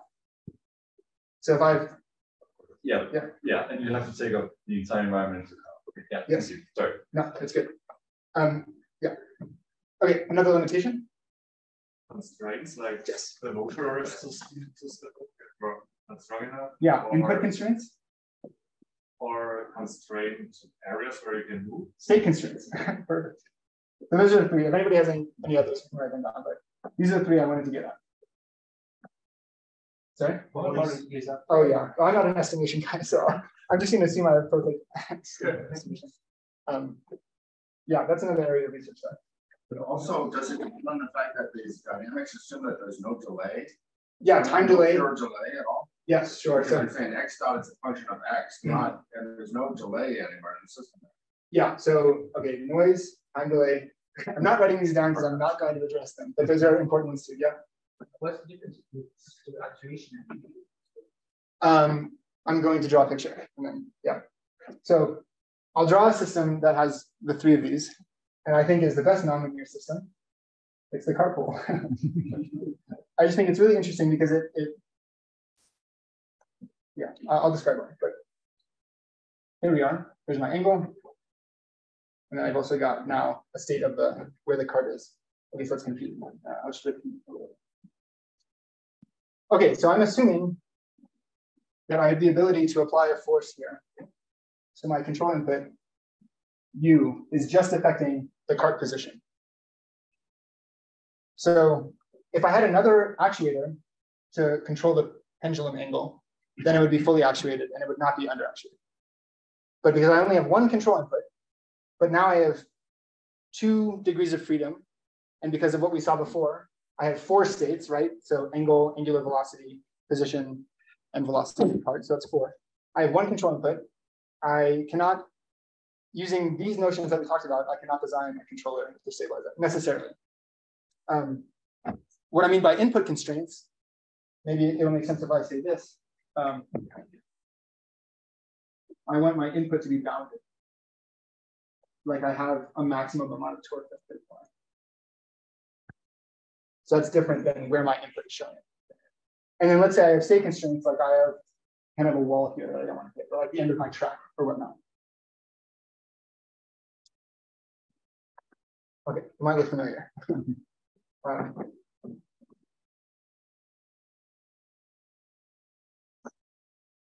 So how do I control this system?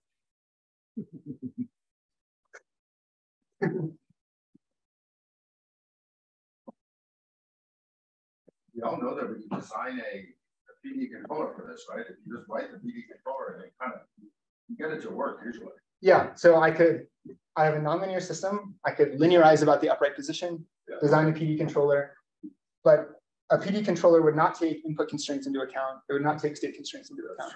And it would probably only work locally. So I want it, let's say, to go from down, swing up while satisfying my state constraints and my input constraints.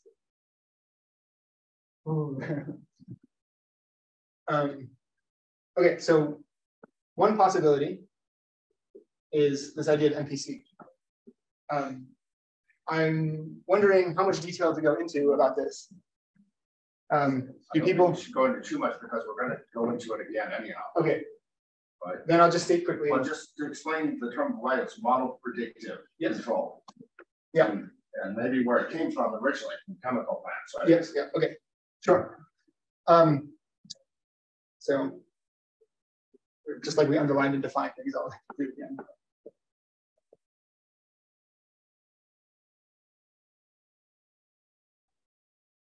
So I'm going to just draw a picture then about what this method is doing. So let's say at time t0, I'm at a state, okay? And I want to decide what control action I should take now to stabilize my system. But maybe I can't just look instantaneously to do that. So what this does is it uses a model to forecast into the future, given a sequence of control actions, where would I end up, right? And I can optimize over possible control actions that would lead me to doing something desirable. So let's say I want to converge. So then I would run this predictive controller. It would say, okay, like here's the optimal forecast. Like take these sequences of control actions. And so this is akin to a trajectory optimizer. It's basically just doing a trajectory optimization. So I use a model to predict forward what my interaction will be. Okay, but if I have a nonlinear system, how do I forecast my dynamics? Right? Somehow I want to come up with x of t for some t in the future. Okay, yes, we're getting there. But let's say I want to know exactly for all time. Okay, back to the pendulum quickly. I want to know for all time what x of t is. What is, or let's say theta of t. Just this is an aside. What is theta of t for the pendulum? Yeah, sinusoidal oscillator. Locally, yeah. But I want for all angles. Something complicated. It's nothing. You can't write it. So it's kind of hopeless, right? Even for the pendulum, which is the simplest and therefore the best nonlinear system, I can't even write what theta of t is for all initial. Right? It's just, locally it looks like a sinusoid, but as I take, the pendulum is not itself. The double pendulum would be, yeah. But as I take larger angles, it would look more like a square wave. And there's no function that captures that. So this is kind of hopeless if I care really about predicting forward my state. Why so would it look like a square wave? If I have the pendulum that starts close to upright, it'll spend a lot of time up here. It'll swing quickly and it'll spend a lot of time on the other side. And that'll look very close to a square wave. You linearize? Yeah, well, sign is effect. Yes. Good. I mean, really, it's a good point. And I would say instead of linearizing globally around a single point, we should do sequential linearizations. So given a state, I will linearize my system dynamics. So I'll just say quickly, given a state, I want to know what my system dynamics are, but I don't like the fact that it's nonlinear. So I'll say it's approximately equal to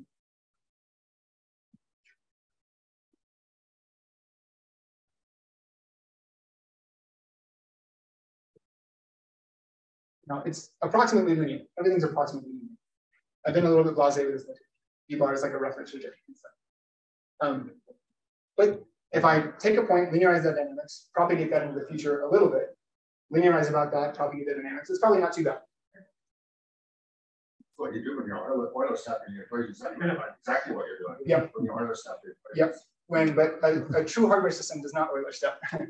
No. So. And what is the next session that you guys should? Okay, perfect. Yeah. So these are like a reference trajectory. So I would linearize about some reference trajectory. So I want to get some sort of, yeah. That's a little bit nuanced, and we can talk about that more, about how you produce that. But okay, but now I'm at odds with myself, right? I said I was on my high horse. We want certifiable behavior. You need to have a proof that this is going to work. And I say, oh, I'll just linearize the system dynamics. It probably doesn't matter. That's probably fine. So how do we reconcile this? Okay, before I talk about that, I'm going to conclude with what we're doing with model predictive control. I could forecast into the future, given a sequence of control inputs, what my state would be doing. And then I can say, okay, perfect. Now I have a sequence of control inputs, just play those forward. But I'm using an approximate model. Probably the model is wrong. Probably there's disturbances. And so you wouldn't want to just compute a trajectory once and play it forward.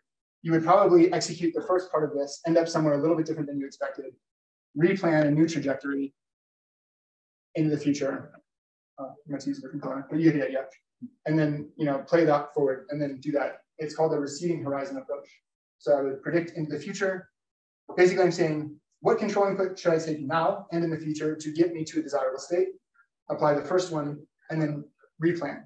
What control input should I take now to get me to a desirable state in the future? And that adds some inherent robustness. Okay, but this does not leave a good taste in my mouth because it's not certifiable. So how do we get around this? Okay, so this is alluding to it. So I'm going to put MPC up here.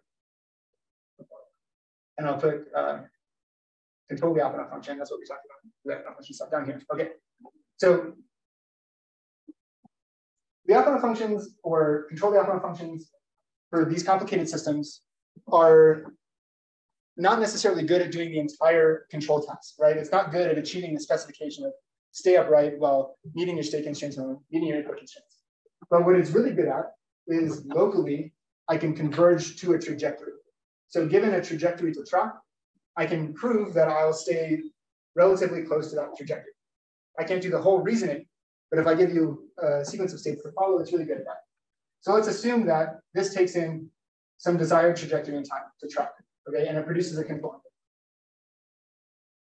And MPC, it does choose actions to take, but it also is predicting states in the future. So it's producing trajectories to track. And even though it's using an approximate model, I can track those within some error bound. So that's what the benefit of this is. So you're saying instead of the MPC producing a U, it produces the desired next state. Right. Or a state in time of what to track. Yeah. Okay. And if I pass up, okay, forgive me for this, but a representation, I said it's an approximate trajectory, so I can't track it exactly, but I can track it within some error too. So I'm going to draw a picture now. Let's say this is the trajectory that MPC designs. Given my low-level controller, I know I can track it within some error too. Okay. And the idea of robust MPC is basically, as long as I can make sure my forecasts, all of my forecasts, with this uncertainty of how much I can track it, satisfy my input and my state constraints, then I can prove that at the end of the day, I'll meet my specification or whatnot, right? So this idea of including a hierarchy is useful for a proof of feasibility or like a verification. Like I can certify the behavior that I want. Okay, and this is kind of along the lines of the classical control approach of I want to be sure that I can achieve a certain behavior. Would this be something that an industry like a car company would be required to do for their cruise controller, or? I suppose it depends on what company. But probably you want some sense of verification, right? I want to be reasonably sure that my algorithm will achieve some task or do something and not hit a pedestrian or whatnot. But that's kind of impossible because then you have to quantify your uncertainty set. And people do a lot of weird things, like they run across in front of a car, which maybe you can't predict. And so there's a lot of challenges with this perspective, and you don't know your uncertainty in your disturbances. But yeah. So how do you come up with a control relation? Okay, good question. For robotic systems, there's a constructive way to synthesize that. It is general. It's general, yes. And we can talk about it afterwards, but yeah. Well, do you use the group of constraints or just group of constraints? I would enforce constraints, these constraints along my entire prediction. Or is it global? What do you mean by global? Like for the whole sequence or the NPC and the yeah. You have a constraint that is constant. Yeah, so I would enforce a constraint over the whole sequence, yeah. This is a good question. And I don't want to get into it now, but basically, if these are weird, like if I have really complex state constraints, probably I want to only enforce local representations of there. Like if I'm trying to go through this corridor, enforcing that constraint, I didn't write down the MPC program, but basically the MPC program would have a constraint here that says like all predicted states have to be in my state constraint. But I want this to be efficiently solvable. So I really want this to be a convex program. So I need this to be a convex constraint, but going through corridors is not a convex constraint. So that's something I'm thinking about now is how do I take like local representations of your constraint set and enforce those? And how can you be sure that that's going to do it? And so then I would argue you need another even higher level, which is giving you those local representations. Okay.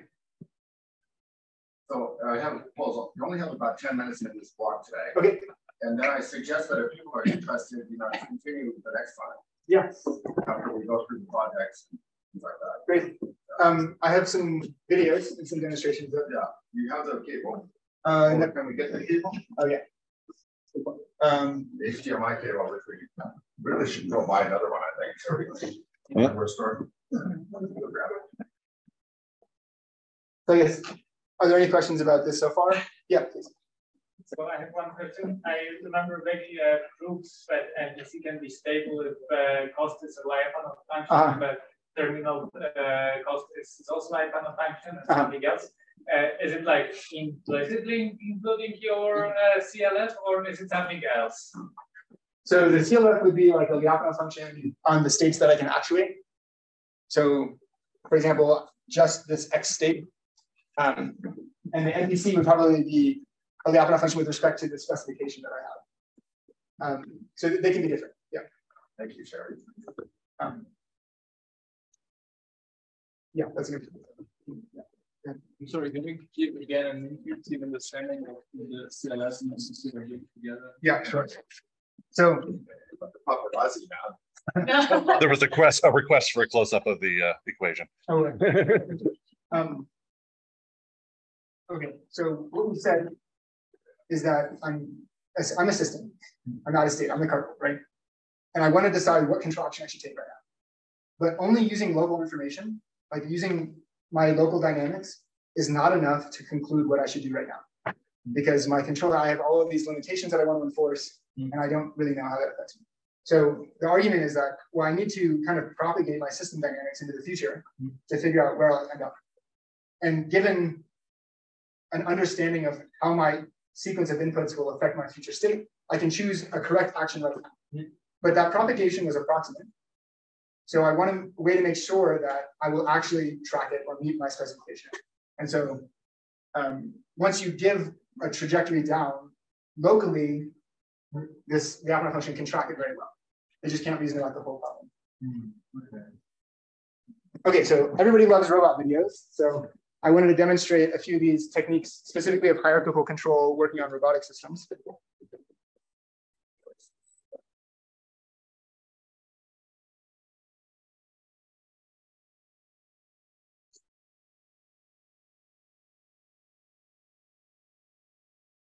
Okay, so I found some code that I probably wrote to easier or something for using MPC with a nonlinear controller at the low level for the cart pool. So this is just a demonstration. I'll describe what's going on. Here's the cart pool, right? There's the cart, there's the pool. So MPC is predicting what should the end of the cart pool be doing. to stabilize upright. So this is based on the dynamics information. It forecasts, here's this trajectory that you want to stabilize. What's that black line then? That's the forecast. No, which one? The black trace there. This one. Axes are X and. Oh, this is X and Y. Yeah, like this is just the pendulum or the cart path. And for here, this is maybe more for my, yeah, anyway, so this is just time. This is the cart position, and this is the pendulum angle. So basically, you'll see that they just stabilize in time. What's the red and blue then? One's position and one's velocity. Yeah. And in the middle, I'm going to perturb it. And you'll see that there's some robustness to perturbation as well. So this is just a quick thing. So you see also this trajectory is kind of moving. Once I perturb it, it's like replanning how to stabilize itself. So this is not the main thing of what I wanted to show you. I just found this code and I thought it was topical. So I wanted to show it. So at every point in time, even with disturbances, I'm always forecasting what should my trajectory be to stabilize me to upright. This is the idea of MPC. And it's passing the trajectory down to a feedback controller, which is tracking it. Just one more time.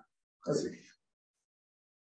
Okay, this is not like robot hardware, so we want to see hardware. So okay, it's a little complicated, but I just wanted to demonstrate that this is a hierarchy, right? Here's my system, it's a walking robot.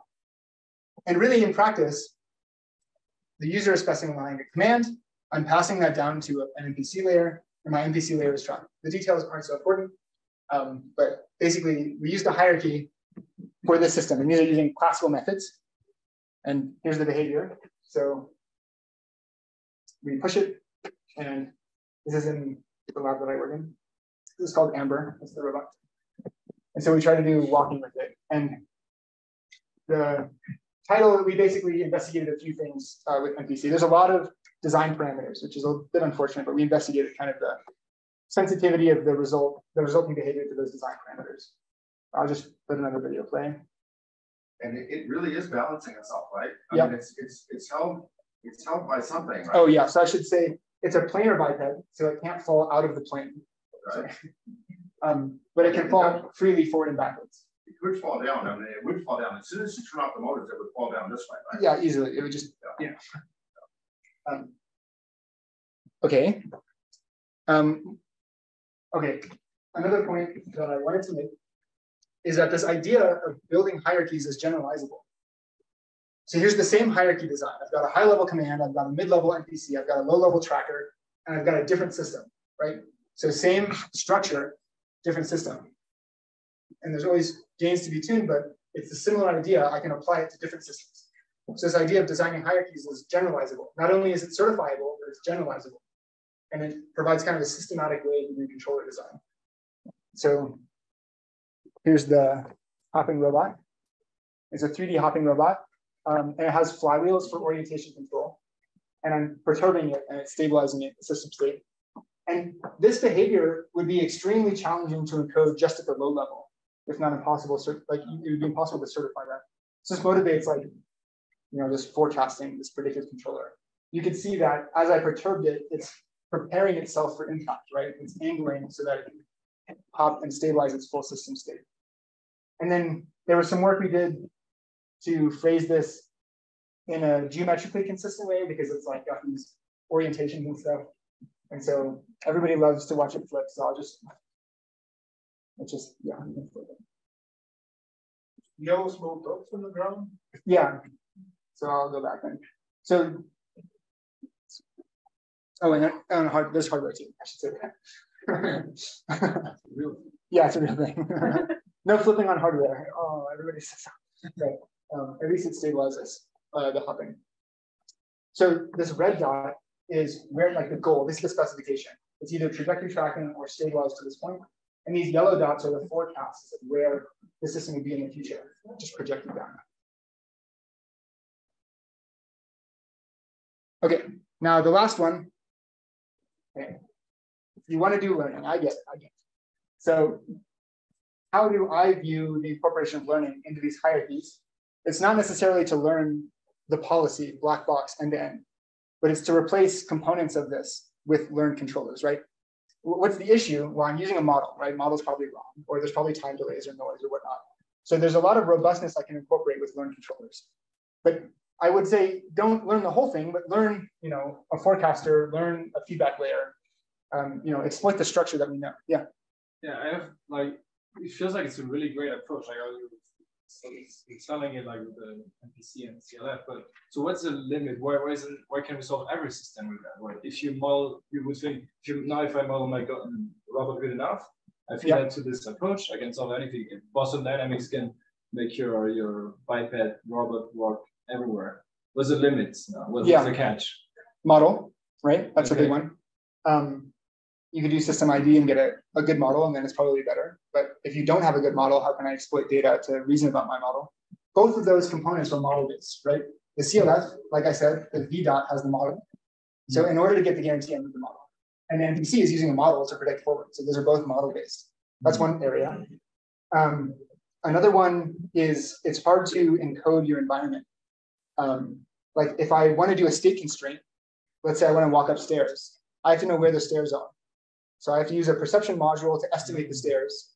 And if I have outliers in my perception module, or let's say I'm walking through grass, like how do I estimate the ground location with the grass?